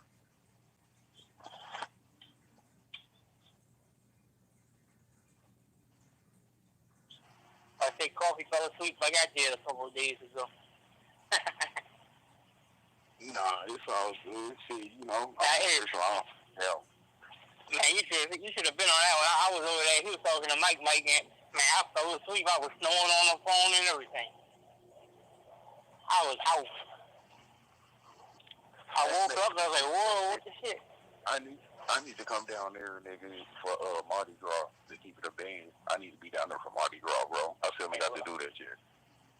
Yeah, this one don't look like a good one. Look like they about to shut it down with COVID. They shut that shit down. That's it, nigga, because I need to be at the Mardi Gras. I don't drink or nothing, but nigga, I need to be. Nah, it's still a fun little party. I just did so many of them in my life. And that dude popped up out of nowhere on Real Life Live earlier talking about, hey, where you from? What part of New Orleans you from, Lonnie? Man, I don't know you. I never seen that person in a day in my life asking me where I'm from before New Orleans I'm from. I'm like, man, you could be a troll. I ain't telling you. Bro, it's so funny. That nigga suck a D for free never did call me. Like, damn, you ain't called me, man. You got the number, man. Call me, man. I never did get the address. I mean, his address. Not yeah, you got his mama address. You feel me? Bro, what kind of whole ass nigga send smoke to his mama? I haven't seen him, but yeah, I haven't seen him around. I don't even know what you're talking about no more. Smoke. Yeah, somebody probably found his ass with some smoke. You feel me? Like, nigga, that's some fuck shit, bro. You gonna put your mama in harm's way? That's crazy, bro. Kill my mama, not me. Beat up my mama, not me. Niggas is wild out here. Yeah, I'm like, man, I don't even know who that person was. And I asked me where I'm at. Man, I ain't telling you. Shit, I tell niggas all day, can't see Missouri except for 1 2 7. So, I mean, I don't mind telling people. I've been said it before. It's just the way he popped in there on some, like, never seen him before shit. I mean, I say where I'm at in New Orleans, but he was trying to find out, like, oh, what part of New Orleans you from? Like, that's irrelevant, nigga. The part that'll beat your ass. Now what? That's stupid. Like, maybe if I seen your name before, I'd answer you, but you know how many trolls they be having around there. I had a parent moment a couple of weeks ago that y'all not aware of, but I had a parent moment where that moment you catch your daughter cussing like a motherfucker. Like, call her like daughter ain't nothing. Bruh, and I couldn't even be mad because I knew what she was talking about. She explained the situation, but at the same time, it's on her social. It's on her Snapchat and shit. I'm like, bruh, we all walk in on our kids and shit, nigga cussing. What we used to do around our friends at 12 and 13. The same shit. You feel me? But like I told her, don't get beat the fuck up.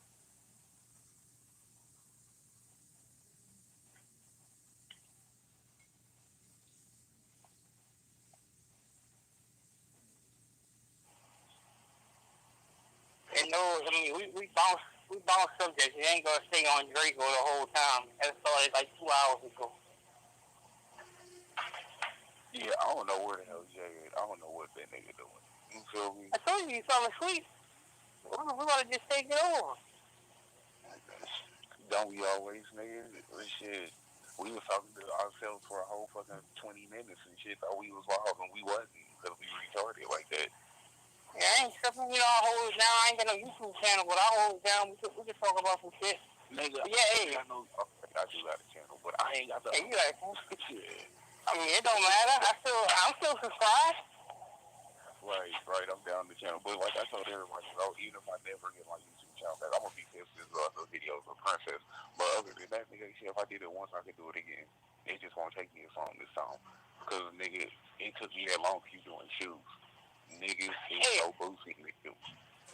I'm gonna say like this, so like I got a feeling who he was, because I seen some shit like about a week ago, and it was messing with Biz 504, like where he was at, and then he gonna ask me if I'm where he was. Like I seen like a week ago, so I think I knew who it was. If I wouldn't answer him.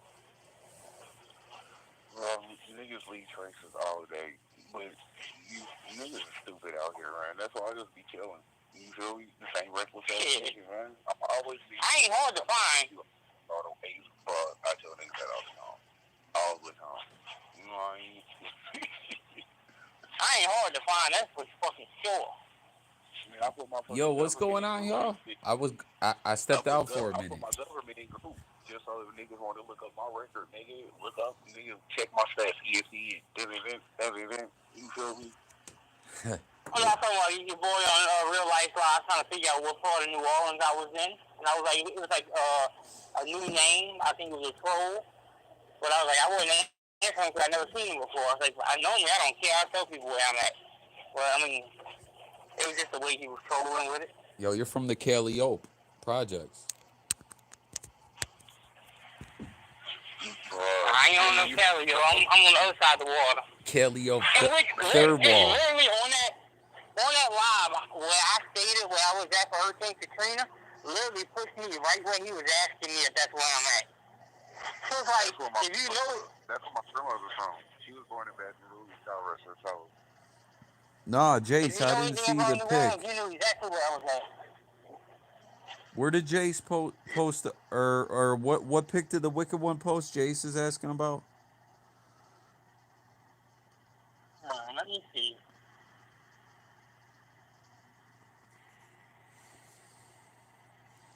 Yo, is Fat Prophet still in here? He was, but I don't know. I think he's still on. Let me see. Let me check this out. Did he? Nah, he must have hung up. Oh, okay. Yeah, I stepped out for a couple minutes. I got some food. He ain't saying that he get rolled out. I mean, if he wants back, he got my number. I call him. I called him off my regular number, so he got my number. He won't get back. No, it's no big deal. I just didn't hear him talking, so I was like, oh, is he still in here? Yeah, I don't know what happened. I don't know if his phone cut up or whatever, but like if he wants to jump back, he can call me. What was the last thing he was talking about? We were talking about Alien's daughter with the guy in her DM. We all talking about it. Jace. Fucking DM. Oh yeah, I heard. That's right. I heard him talking about that. That's when I stepped out. Hold on. You know what I'm saying? Like, they should have you not even fuck with a whole community of people on fucking YouTube. Like, I don't, nigga, fuck shoe platform. You feel me? I'm cool on that shit. Niggas accepting pedos and that shit. Nah, I'm straight, bro. That ain't for me. I don't do shoes no more. Let me see. I'm I pulling. don't know. The one video, he was heavy. Oh, this. The one picture, he was heavy. I don't know about skate. Spider-Man gets tased on Vegas Strip. Yeah. Feather girls Then are look amazed. at the next picture from down. He was heavy. That boy ain't like no time soon. I don't even think Mouse gonna show up for that fucking event to keep it a band, Joe. Like, to keep it real, think about it, bro. He ain't showed up to like the last, 3 now? Nah, he was at the Virginia one. That bitch fucking was there. And then he was at the Detroit one. Even though it's the last 2. But like, the videos ain't getting that traction he used to get. And then... Well, look, fake out that shit is, though. It's like, Yeah. he gave you how many he trying to get. So, you should for King City, but you got 2 so far. You feel me? Jace, who was that And guy that on his other live? one. Yeah, who is that guy with the pedophile mustache?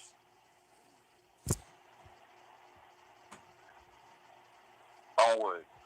On the Wicked Ones live.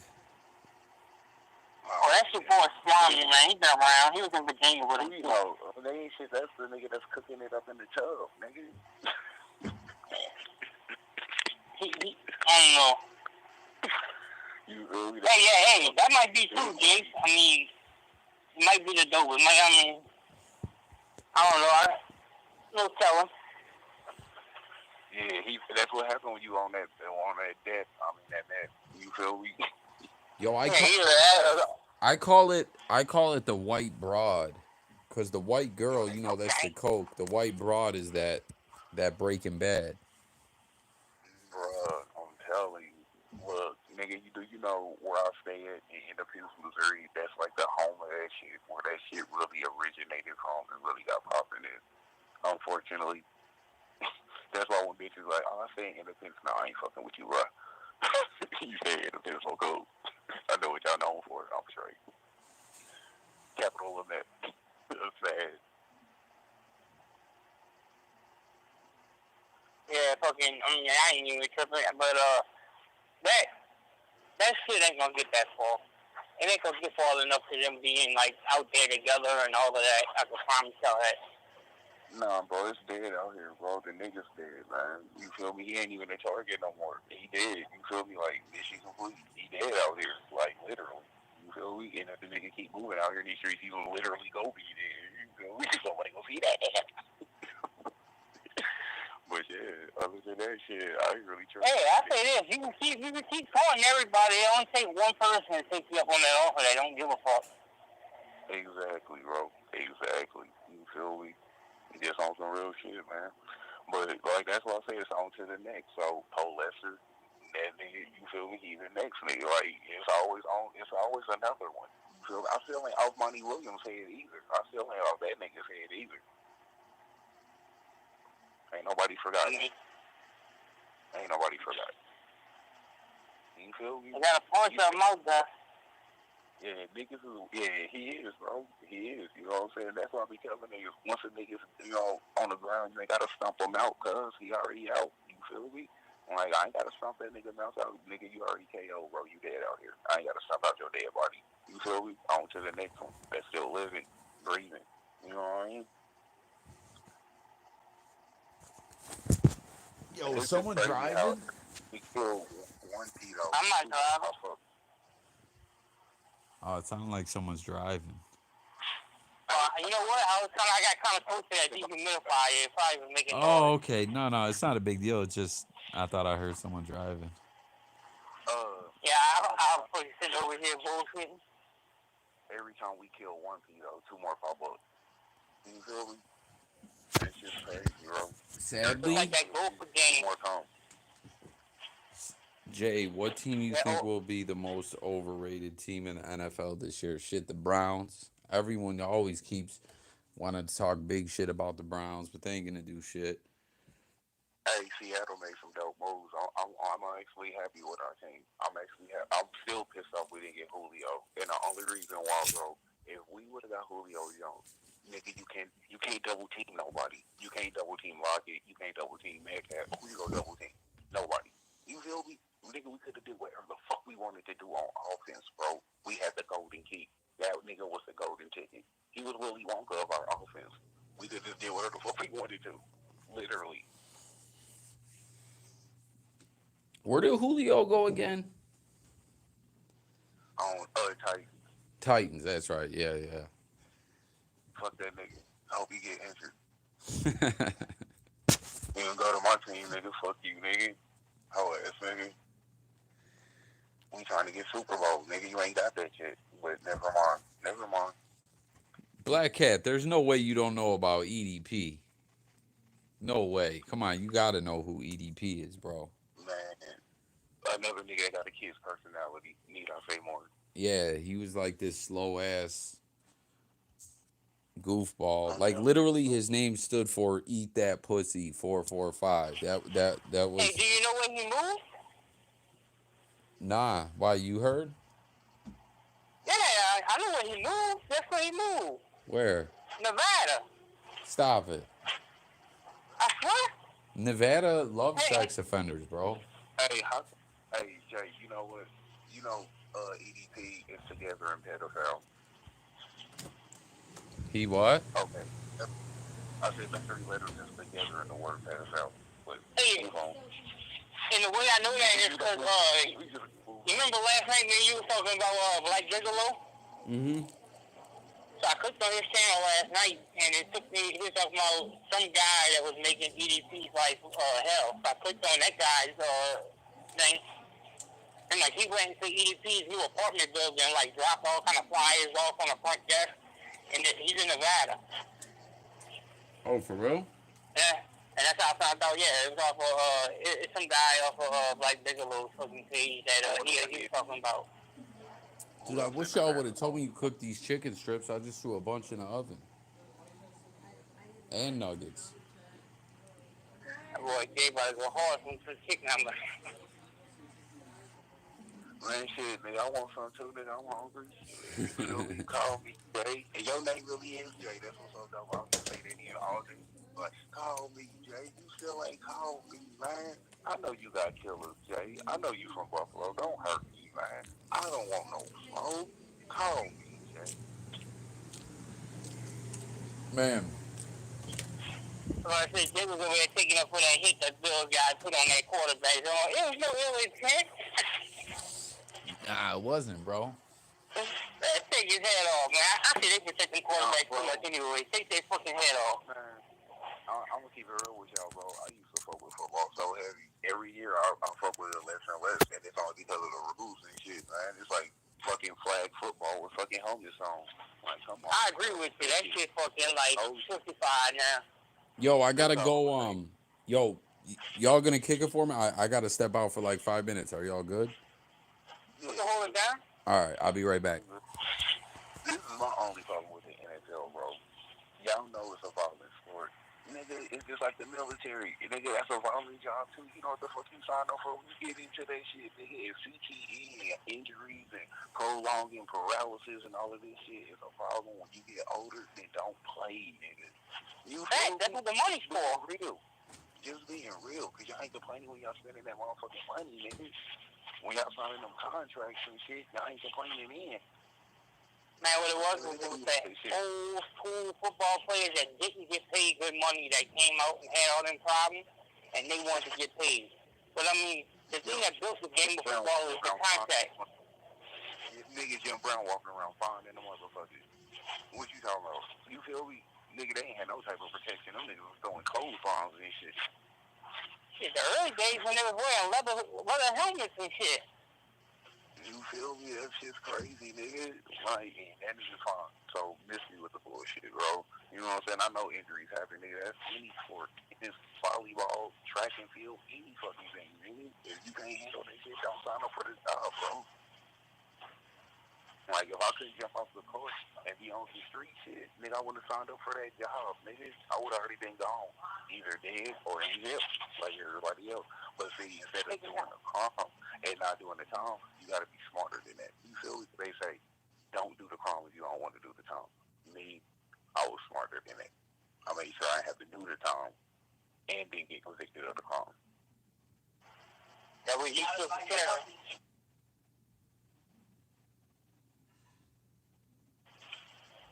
Yeah, fucking, You gotta be able to see some type of cases. Don't always take the plea deal. No, like, with my shit, bro, I ain't even gonna bullshit, bro. Nigga, I should have been up under the jail. Nigga, I had fucking 4 class A pluses, and the A plus was because they was in the school zone. You feel me? Like, crack cocaine, I had real charges. You feel me? Only reason because I ain't had no cars. That's the only thing that saved me, because that was my first major offense ever in my life. So I got hit with paper. But then, did it make you a felony? A felony? No, my paper was SI. He can't want this, bro. This how scam. He told me that they can't pull that shit up, but I was wondering if it made you a felony. No, check game. It's all about your plea. You feel me? So meaning, like, no matter what type of lawyer you got, paid lawyer or public pretender. I had a public pretender. So therefore, they still gonna offer you a plea. It's up to you to take the fucking plea. They can't make you take the plea. The lawyer can advise you to take it, but you don't have to take shit.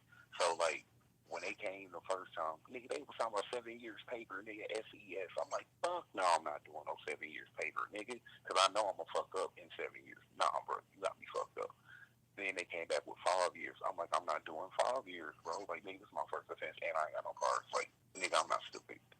So then they came back with 3 years SES. I'm like, no, I'm not doing SES because I'm still gonna have a felony. So he didn't want to go back and ask for another plea. So I had to speak to the judge and shit. You feel me? And the motherfucking public pretender like, oh, I would have paused that. Like, man, fuck